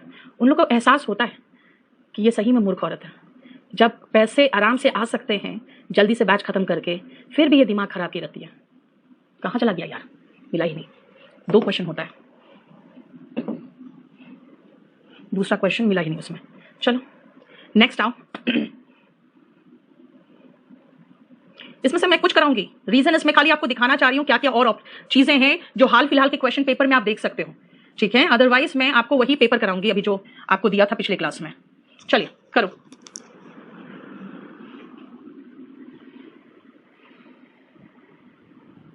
हितेश जो बैच खत्म होता है बेटा वो वीओडी बन जाता है।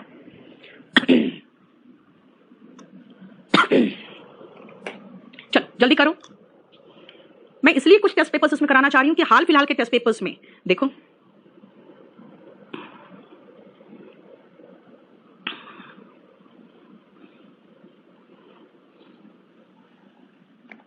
वेरी गुड अभिषेक, बस इतना खाली आप लोगों को पता चल जाए ना। स्टैटिस्टिक्स नहीं बेटा, जॉय मंडल स्टैटिस्टिक्स का नहीं होगा। स्क्रीन क्लियर नहीं है, क्या बात कर रहे हो, स्क्रीन क्लियर नहीं है क्या, देख लो तो एक बार। It requires physical endurance, it भाई नाउन का पता ही नहीं है, प्रोनाउन लगा रहे हैं। Truly strong personalities meet challenges of life bravely and face hardship with equanimity. जो सच में स्ट्रॉन्ग पर्सनालिटी होते हैं वो चैलेंजेस को ब्रेवली फेस करते हैं और जो कठिनाई होता है उसको काम माइंड के साथ उसका सामना करते हैं। ये सही लग रहा है मुझे बी से। However, है ना, however से सेंटेंस की शुरुआत तो नहीं होगी। Physical strength is the ability to cope with physical challenging task, इससे भी शुरुआत हो सकता है। डी और बी से मेरा शुरुआत हो सकता है। अब देखो सबसे बड़ा प्रॉब्लम है बी से भी है और डी से भी। However, strength of character is a personality trait or a quality. It requires physical endurance. अरे भाई अब physical endurance किससे रिलेटेड है? Physical strength is the ability जिसमें आप फिजिकली चैलेंजिंग टास्क कर सकते हो, लेकिन ये करने के लिए आपके पास फिजिकल एबिलिटी, फिजिकल एंड्योरेंस। अब मुझे कहोगे यहां से लेकर बत्रा तक दौड़ जाओ, मैं नहीं दौड़ पाऊंगी। हाँ लाइफ के जो चैलेंजेस है वो फेस कर रही हूं मैं, लेकिन फिजिकल चैलेंजिंग टास्क के लिए आपके पास फिजिकल एंड्योरेंस होना चाहिए। डी के बाद ए होना चाहिए, डी के बाद ए, डी के बाद ए, यही है जो सही लग रहा है। देखो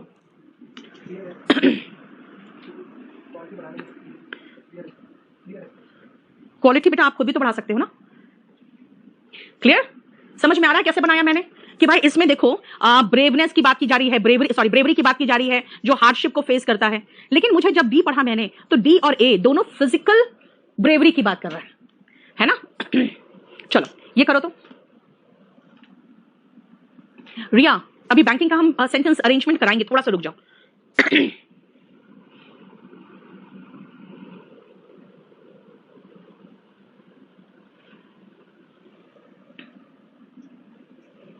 बेटा मैं अभी 2 क्लास, आज का क्लास और नेक्स्ट क्लास मैं कंप्लीटली लूंगी सिर्फ और सिर्फ सेंटेंस अरेंजमेंट पे, ठीक है। उसके बाद 17 तारीख से इसमें एक नया बैच ऐड होगा, बैच नंबर 17, जिसके बाद पार्ट्स ऑफ स्पीच से शुरू हो जाएगा, ठीक है। बैच नंबर 11, 13 के साथ 17 ऐड होगा जो पार्ट्स ऑफ स्पीच से शुरू होगा। अभी फिलहाल मुझे ये कंप्लीट कराने दो। क्लोज टेस्ट में किसी और बैच के साथ फिर सबको मर्ज करूंगी, फिर 3 दिन तक क्लोज टेस्ट ही चलता रहेगा। अभी फिलहाल देखो, ही देन कॉल्ड, भाई ही कौन है पता नहीं, प्रोनाउन नाउन के बाद आएगा ना। एट फर्स्ट ही थॉट, मुझे नहीं पता। Bhim was visiting his fields when he spotted a rising disc shape object. Bhim अपने फील्ड में जा रहा था जब एक राइजिंग डिस्क ऑब्जेक्ट, जिसमें कहते हैं जिसमें एलियंस आते हैं, उसको ऊपर जाते देखा। ठीक है, सी से शुरू हो रहा है, इसका मतलब सी के बाद डी, नहीं तो सी के बाद बी, सी के बाद D. But when it started rising higher and emitted light he was shocked. At first he thought it was a stuck kite. Okay, C के बाद बी होगा। एट फर्स्ट, पहले उसे लगा कि कोई पतंग फंस गया है जो ऐसे हिल रहा है, लेकिन जब वो ऊपर गया और उसमें से लाइट निकलने लगा तब ही वाज शॉक्ड। यानी सबसे पहले एट फर्स्ट होगा ना, शुरू में उसने क्या सोचा, इसका मतलब सी के बाद बी, आंसर इज 4। बोलो समझ में आ रहा है यार? एक बार सरसरी तौर पे ही देखोगे ना तो आपको एक चीज समझ में आ जाएगा। 50% सही में चले जाओगे, 25% से सीधा 50% में सही में आप तुरंत पहुंच जाओगे, ठीक है। चलो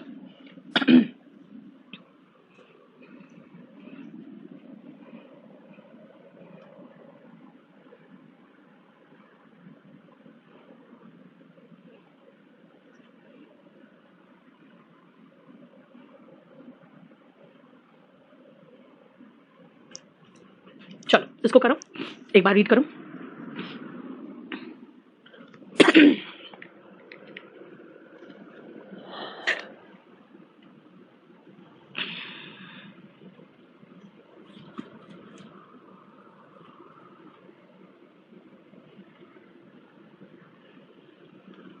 बहुत आसान है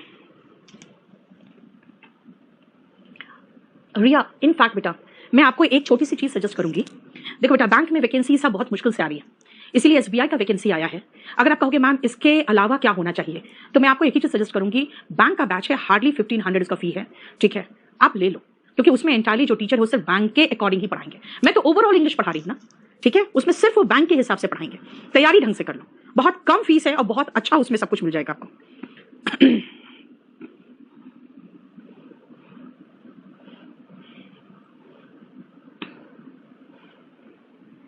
ठीक है, we are going to the market, where are you going. भाई पहले क्वेश्चन का जवाब थोड़ी दे देंगे, पहले क्वेश्चन पापा पूछेंगे तभी ना आप जवाब दोगे। Where are you going, we are going to market. B के बाद ए, बी के बाद ए, बी के बाद ए, बी के बाद ए, सी ही है बस, और कुछ करना ही नहीं मुझे, ठीक है। पहले फादर ने क्वेश्चन किया, तब बच्चों ने जवाब दिया, हो गया खत्म, ठीक है।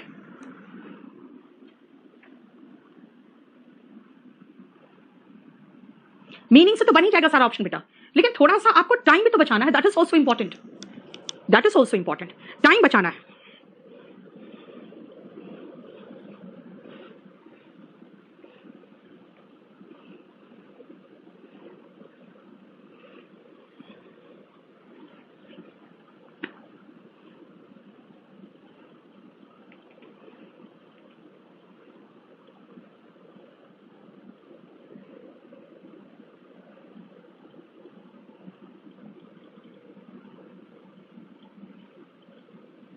हो गया। अब देखो, इवेंचुअली शी ओवरकेम, इवेंचुअली मतलब अंततः, ये शुरुआती सेंटेंस नहीं हो सकता। शी एंगेज्ड हरसेल्फ, भाई शी कौन है, हमें तो पता ही नहीं यार शी है कौन। ओके, डी से, Rama was a very poor girl, D से शुरू होगा। कितना बढ़िया क्वेश्चन था, है ना। नाउन फिर प्रोनाउन, बस तुरंत का तुरंत हमारा ये क्वेश्चन हो गया। राइट, आसान क्वेश्चन। नाउन के बाद प्रोनाउन। बेटा मैं जो करा रही हूं ना, ऑलमोस्ट सारे सेट आपके सेम तरीके से बनेंगे, सारे सेट सेम तरीके से। इसमें कुछ भी ऐसा नहीं है जो बिल्कुल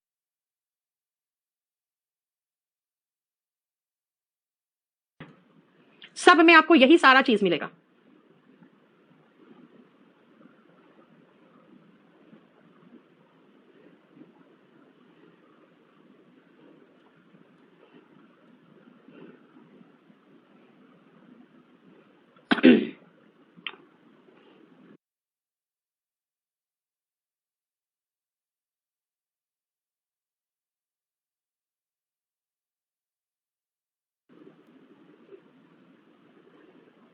अच्छा करो, कुणाल सिलेबस निकाल लो बेटा, जब सिलेबस खत्म तो सब खत्म।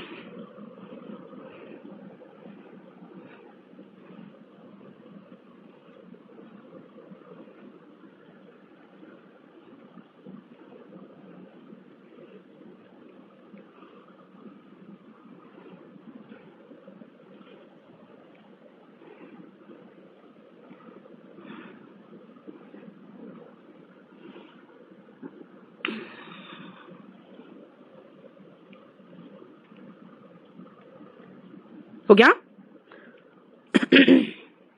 चल, दे कैन देन परचेज, दे भाई दे कौन है पता नहीं, दे कौन है पता नहीं। It will import technologically, it कौन है नहीं पता। The Indian government has announced certain facilities, okay इससे शुरू होगा, सी से शुरू होगा। अब सी के बाद ए कि सी के बाद B. The Indian government, C के बाद मैंने कहा ए कि सी के बाद B. The Indian government has announced certain facilities in the budget session. They can then purchase, भाई दे कौन है? इंडियन गवर्नमेंट है तो इंडियन गवर्नमेंट के लिए दे तो नहीं आएगा, इट आएगा। सी के बाद बी हो सकता है, सी के बाद बी होगा, क्योंकि इंडियन गवर्नमेंट के लिए प्रोनाउन दे तो लगा ही नहीं सकते हो। ठीक है, क्लियर?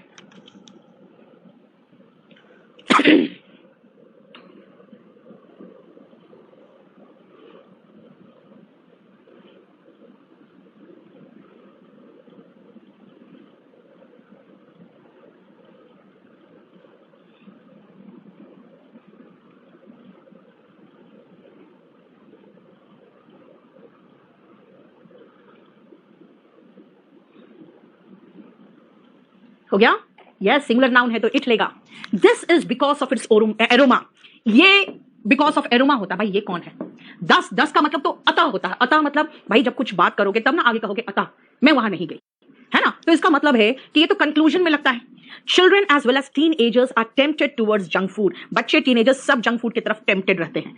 यहां पे सी से शुरू होगा और सी से शुरू होने वाला दो है,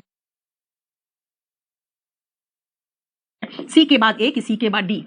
जंक फूड, सी के बाद A. This is because of the aroma, flavour and variety in market. Yes, junk food में क्या होता है? बहुत सुंदर सुगंध होता है ना, वेराइटी होता है। दिस इज बिकॉज टेम्पटेड, क्यों ललचाए रहते हैं? This is because of the सुगंध, फ्लेवर और वेराइटी। सी के बाद ए मुझे सही लग रहा है।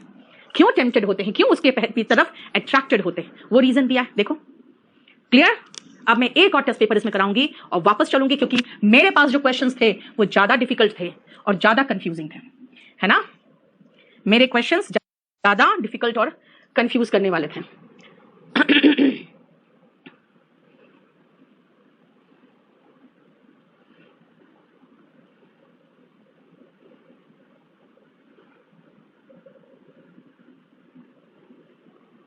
चलिए,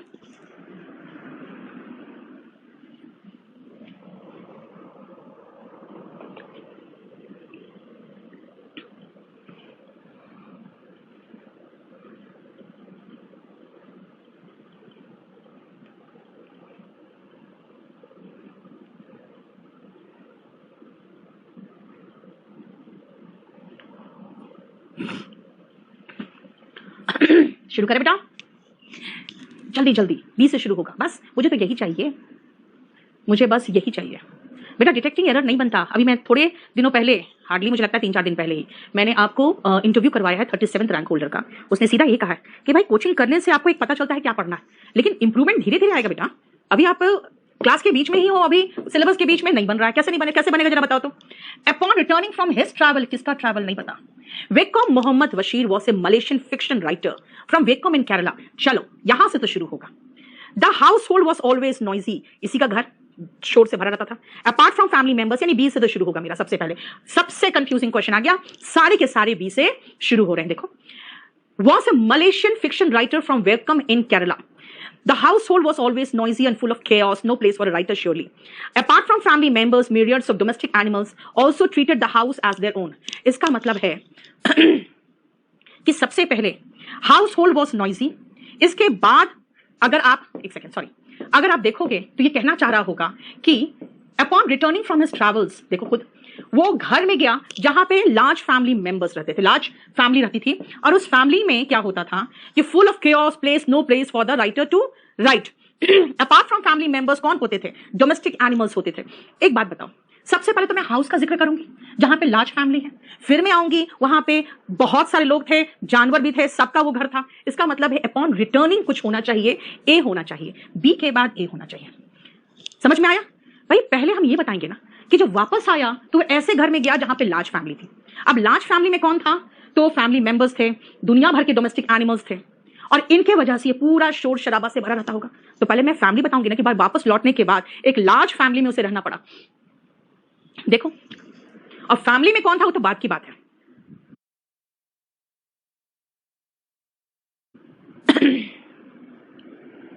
ठीक है, क्लियर? बेटा आप लोग के आंसर्स बहुत तेजी से नीचे जा रहे हैं। आप लोग कुछ पूछ रहे हो, वो मैं पढ़ने से पहले वो नीचे चला जा रहा है। पहले तो मैं कहूंगी बेटा घर बहुत, फैमिली बहुत बड़ी थी, फिर बताऊंगी फैमिली में कौन मेंबर्स थे और कितने मेंबर्स थे, उसके बाद बताऊंगी शोर मचा रहता था।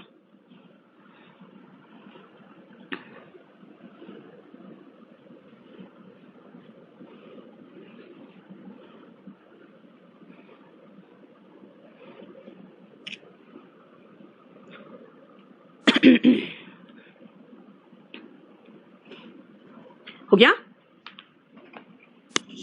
Even the most ill-equipped laboratory would have been better than their shed. किसका शेड भाई? किसका शेड? 10 से तो शुरू होगा नहीं, बट से सेंटेंस की शुरुआत होती नहीं है। The Curies had to work in extreme poverty. Marie Curie और उसके हस्बैंड एक्सट्रीम पॉवर्टी में काम करते थे। डी से शुरुआत होगा, डी के बाद बी, की डी के बाद ए, डी के बाद B. Thus they did not allow any difficulty. भाई क्या है ये? डी के बाद ए। Even the most ill-equipped laboratory would have been better than their shed. Yes, ये सही है ना? क्या? मैरी क्यूरी इतना खराब गंदा जगह पे वो काम करते थे दोनों कि जो बहुत गंदा से गंदा लेबोरेटरी होगा ना, जो स्कूल लैब होगा, गवर्नमेंट स्कूल का भी लैब होगा, उससे भी गंदा उनका शेड था। शेड मतलब सिर्फ टीन जैसा लगा हुआ था और उसके नीचे वो लोग काम करके इतना बड़ा उन्होंने डिस्कवरी कर दिया। इसका मतलब डी के बाद ए। क्यूरीज क्यों लिखा है? क्योंकि मैरी क्यूरी और उसके हस्बैंड थे, यानी दोनों मिला के क्यूरीज कर दिया, है ना? जैसे अगर 2-3 यादव को ले लो तो यादव्स हो जाएंगे, है ना? क्वेश्चन आया हुआ है,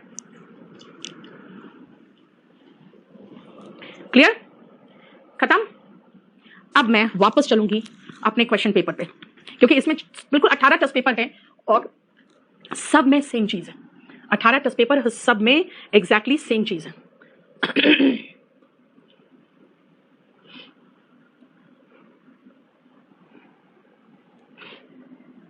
एक मिनट सूरज, जरा निकाल के दो ना वो वॉल्यूम 2 का जो था टेस्ट सेंटेंस अरेंजमेंट। वॉल्यूम 2 का सेंटेंस अरेंजमेंट जो कल पढ़ाया दिया परसों। हाँ,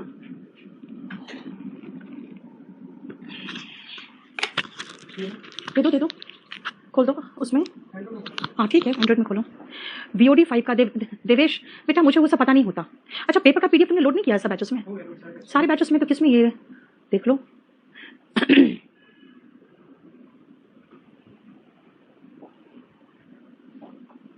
देवेश मुझे नहीं पता बेटा।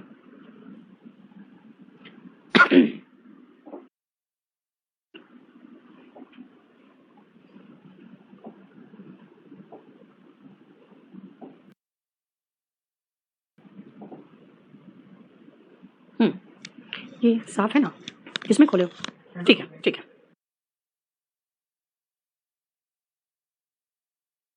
अब आओ वापस जो मैं करा रही थी आपको। बेटा मैंने 25 तक कराया था और 25 तक कराने का मतलब हो गया कि हम वर्ड अरेंजमेंट से सेंटेंस अरेंजमेंट में पहुंच चुके, ठीक है ना? वर्ड अरेंजमेंट से सेंटेंस अरेंजमेंट में पहुंच चुके। अब थोड़ा सा बड़ा बड़ा कर ले, या पहले आप को जो मैं कहूं बस वही करना। चलो 31 और 32 करूं? मैं पीओ का पेपर नेक्स्ट क्लास में कराऊंगी, आज मैं सेंटेंस अरेंजमेंट बड़ा करते जाऊंगी, ठीक है? 31 एंड 32 करो तो। काजल बेटा जिसमें बहुत कम लोग रहते हैं ना उसका बैच ढंग से नहीं बनता बेटा। अब एसबीआई क्लर्क का बैच बहुत अच्छा बन गया, आरबीआई ग्रेड 2 का बैच ढंग का नहीं बनता। कंपल्सरी का नया बैच बेटा 18 तारीख को आ रहा है सनी, शौर्या केडी publication.com में मिलेगा, विच इज ईजी बेटा। बैंकिंग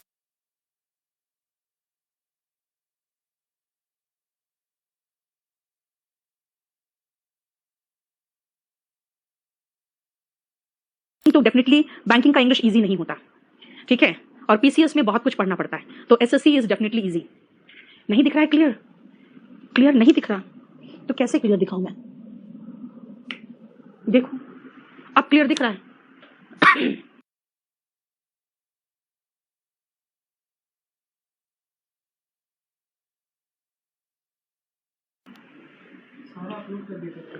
ओके क्योंकि इससे बड़ा करेंगे तो आपके ऑप्शन छुप जाएंगे नीचे। 31 का बनश्री ने कर दिया, मेरा तो आंखी खराब है यार, देखती हूँ मैं।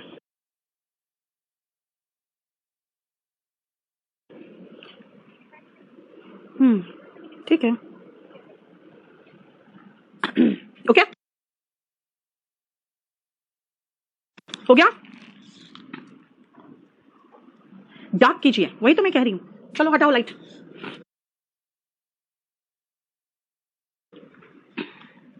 तभी तो लाइट बुझा के रखा था कि डार्क में तो थोड़ा दिख भी जाएगा। आ जाओ।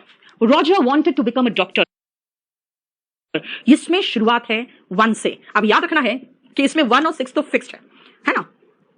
इसमें तो 1 फिक्स्ड है। Roger wanted to become a doctor, he put away enough money, he could not afford the fee, undaunted he got himself a job, however he came from a poor family।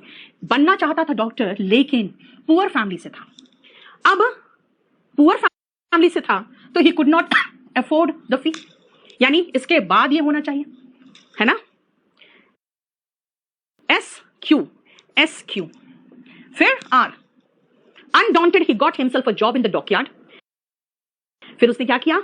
इतना पैसे कमा लिए कि पहले साल का fees भरने लायक पैसा हो गया, फिर वो एनरोल करा लिया। तो चलो हमारा एटलीस्ट इतना तो हो गया कि he wanted to become a doctor, however he came from a poor family, और पुअर फैमिली वाले बच्चे फीस अफोर्ड नहीं कर पाते, ये क्यू में है। एस के बाद क्यू, आंसर मार्क करो।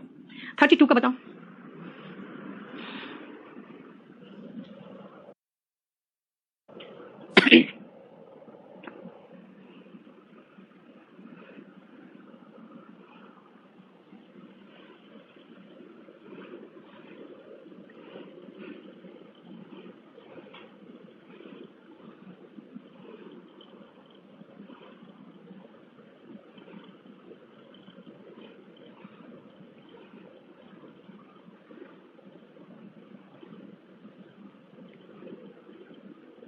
हो गया? I went to my friend last week, he politely refused। क्या रिफ्यूज किया? I did not speak, actually I wanted a scooter for a day। 1 के बाद R होगा, R से शुरू होने वाला सिर्फ यही, ठीक है ना?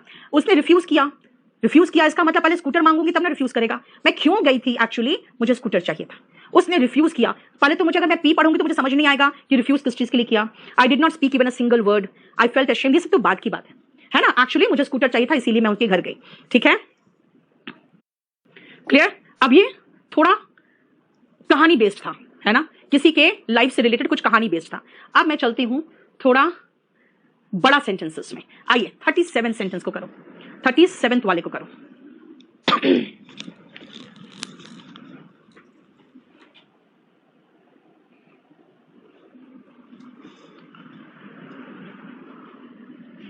सीपीओ में बेटा इसी लेवल के क्वेश्चंस आते हैं, आसान ही रहते हैं। सीपीओ की प्री वगैरह में तो वही क्वेश्चन है जो भी करवाया मैंने, आसान रहते हैं।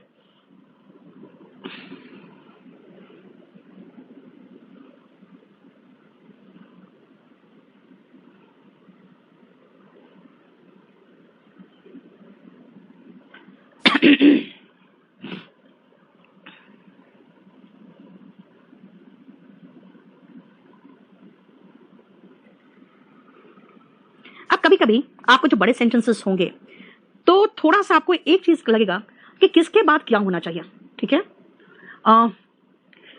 सबसे पहले मुझे बताओ, इन चारों सेंटेंसेस को जब आप पूरा रीड करोगे, आपका टेम्पटेशन क्या हो रहा है आपको, आप किसके बाद किसको फिट करना चाहोगे और लगेगा कि बस यही तो आंसर होना चाहिए, है ना?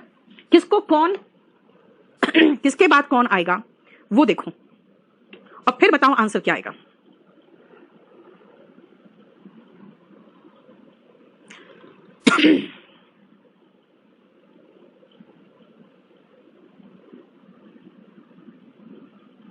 हो गया?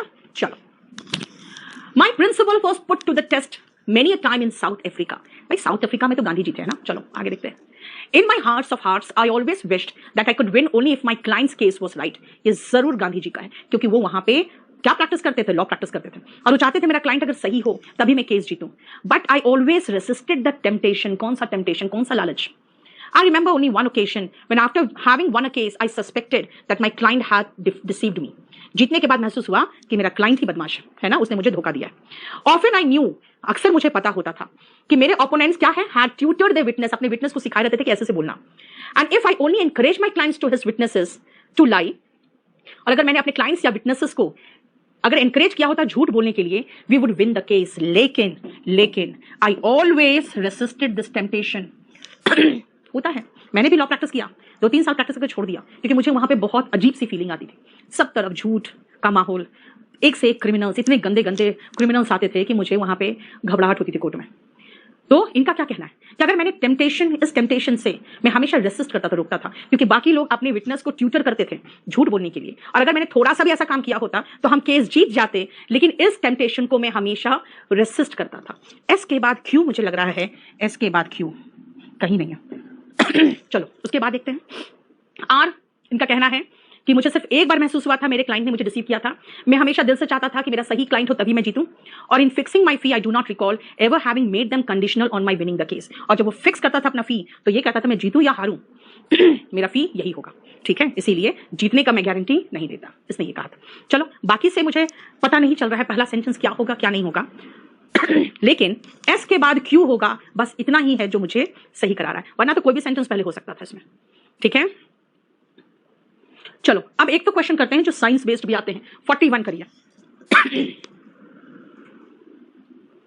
मैं बेटा रही थी 2003, 4, 5 3 साल में रही थी। 2003 में मैं campus law centre Delhi university से मैंने पास आउट किया, और 2003 आधा, 2004, 2005 रही थी मैं।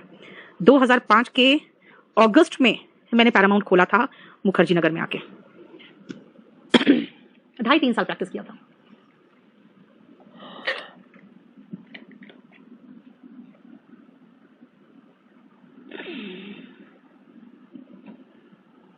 कुन्नू मुझे व्हाट्सएप करो तो बेटा ये प्रॉब्लम जो बोल रहे हो आप।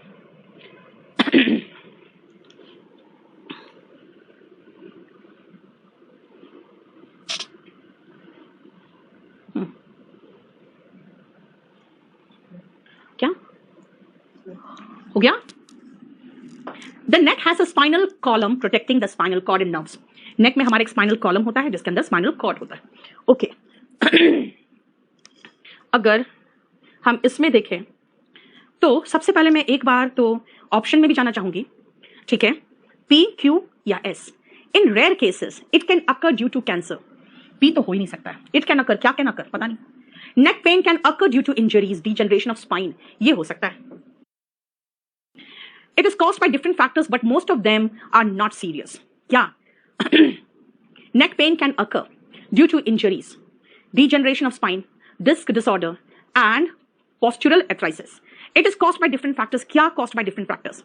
Neck pain is considered one of the most common workplace disease. ये last point है।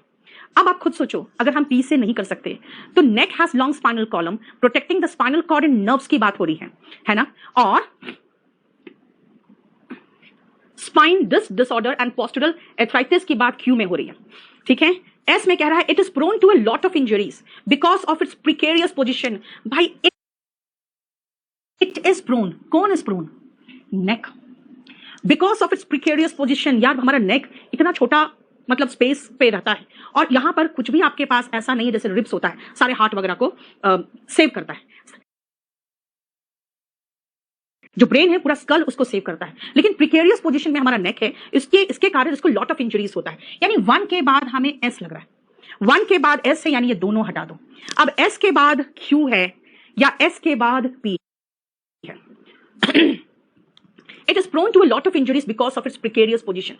ठीक है, S के बाद अगर हम P देखें, in rare cases it can occur due to cancer. क्या can occur? Neck pain can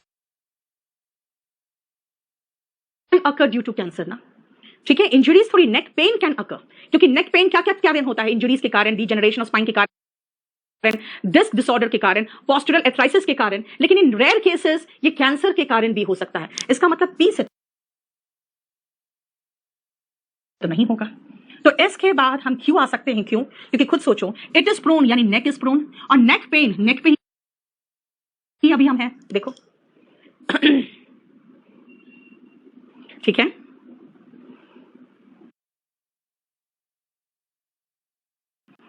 देखो कितना अच्छा। क्यू के बाद आर कहा है, it is caused by different factors. क्या caused by different factors? By neck pain, लेकिन most of them are not serious. लेकिन इन रेयर केसेस देखो, कैंसर के कारण भी हो सकता है जो सीरियस है। अगर हम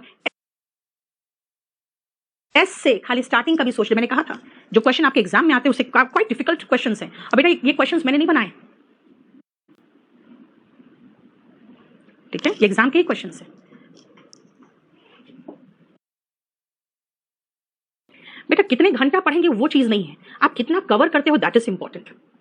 ठीक है, देखो कई क्वेश्चंस आते हैं खाना बनाने से रिलेटेड। अब खाना बनाने से रिलेटेड पूरा खाना मत बना के रख देना, बनाओ तो ये आसान है।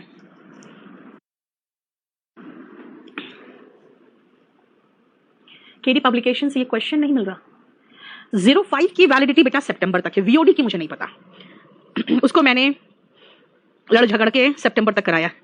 अब यार हमेशा बोलना भी ठीक नहीं लगता है, तुम लोग को पहले से बता दिया था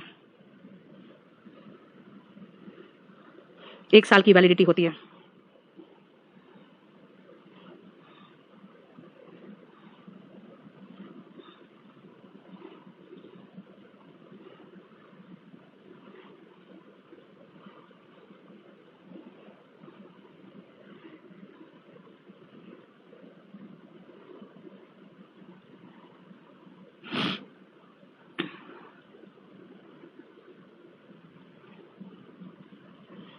हो गया, चलो।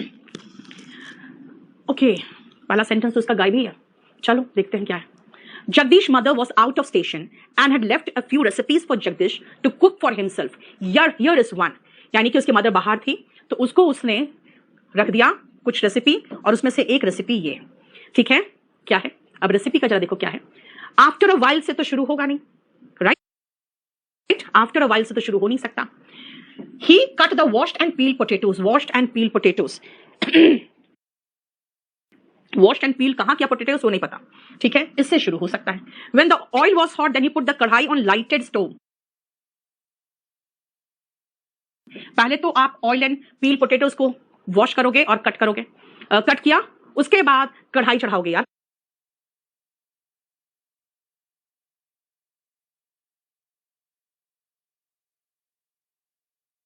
कढ़ाई चढ़ा के काटते नहीं है ना, और एस के बाद फिर ऑयल डालोगे, यही होगा। तो क्यू से शुरू होना चाहिए, है ना, क्यू से शुरू होना चाहिए। क्यू से शुरू हो रहा है ये, क्यू के बाद एस, क्यू के बाद पी। क्यू में क्या किया है? पोटेटोज को काटा है, देन ही पुट द कढ़ाई, और उसके बाद पी में after a while he added salt. भाई पहले कढ़ाई चढ़ाएगा, उसमें आलू डालेगा, फिर ना सॉल्ट डालेगा। तो क्यू के बाद एस, क्यू के बाद एस मेरा 1 में है। एंड रिमेंबर बेटा पूरा पूरा भुजिया बनाने के लिए पूरा पूरा मत बना लेना।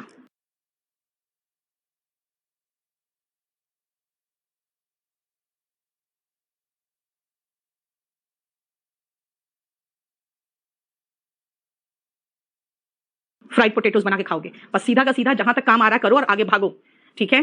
कुछ लोग टेम्प्टेड होते हैं कि हाँ पूरा पूरा बनाएंगे। चलो अब आओ 45 में कुछ डिफरेंट टाइप का क्वेश्चन है। देखो अब सारे बड़े करा रही हूं मैं।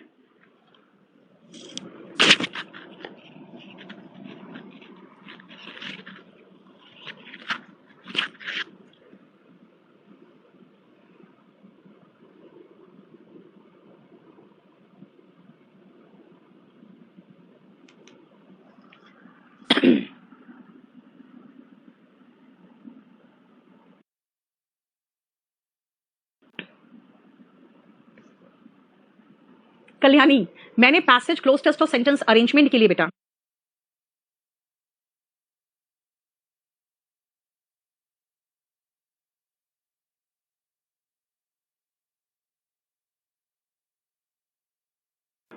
अभी 3 क्लास लगाया है। एक पिछला क्लास गया, आज एक दूसरा क्लास है और फ्राइडे को तीसरा क्लास होगा और उसके बाद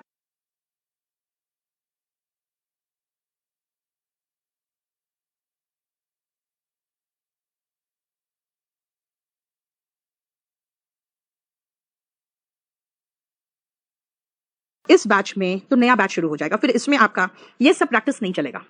फिर हो सकता है शाम के बैच में मैं क्लोज टेस्ट शुरू करूं 5:30 बजे, तो फिर सबको ऐड करूंगी और 3 क्लास क्लोज टेस्ट का लूंगी, ठीक है? वो भी मंडे, वेंसडे, फ्राइडे होगा। आ जाओ। Disappointment doesn't equal failure. Disappointed अगर आप हो रहे हो, चलो मान लो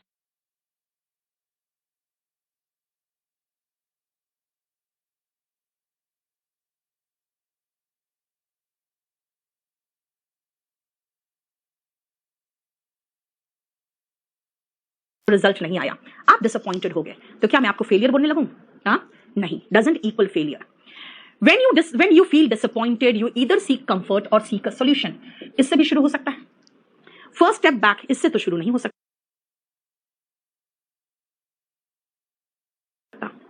The best approach includes some of both। both कौन है यहाँ पे नहीं पता।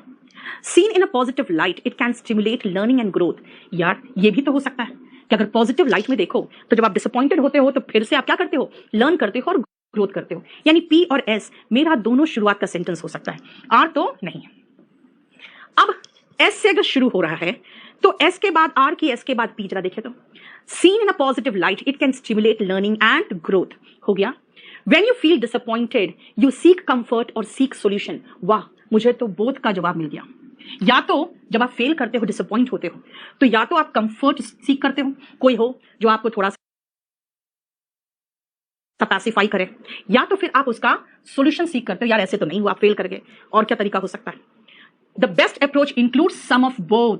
इसका मतलब है कि पी के बाद हमारे पास आर आना चाहिए। पी के बाद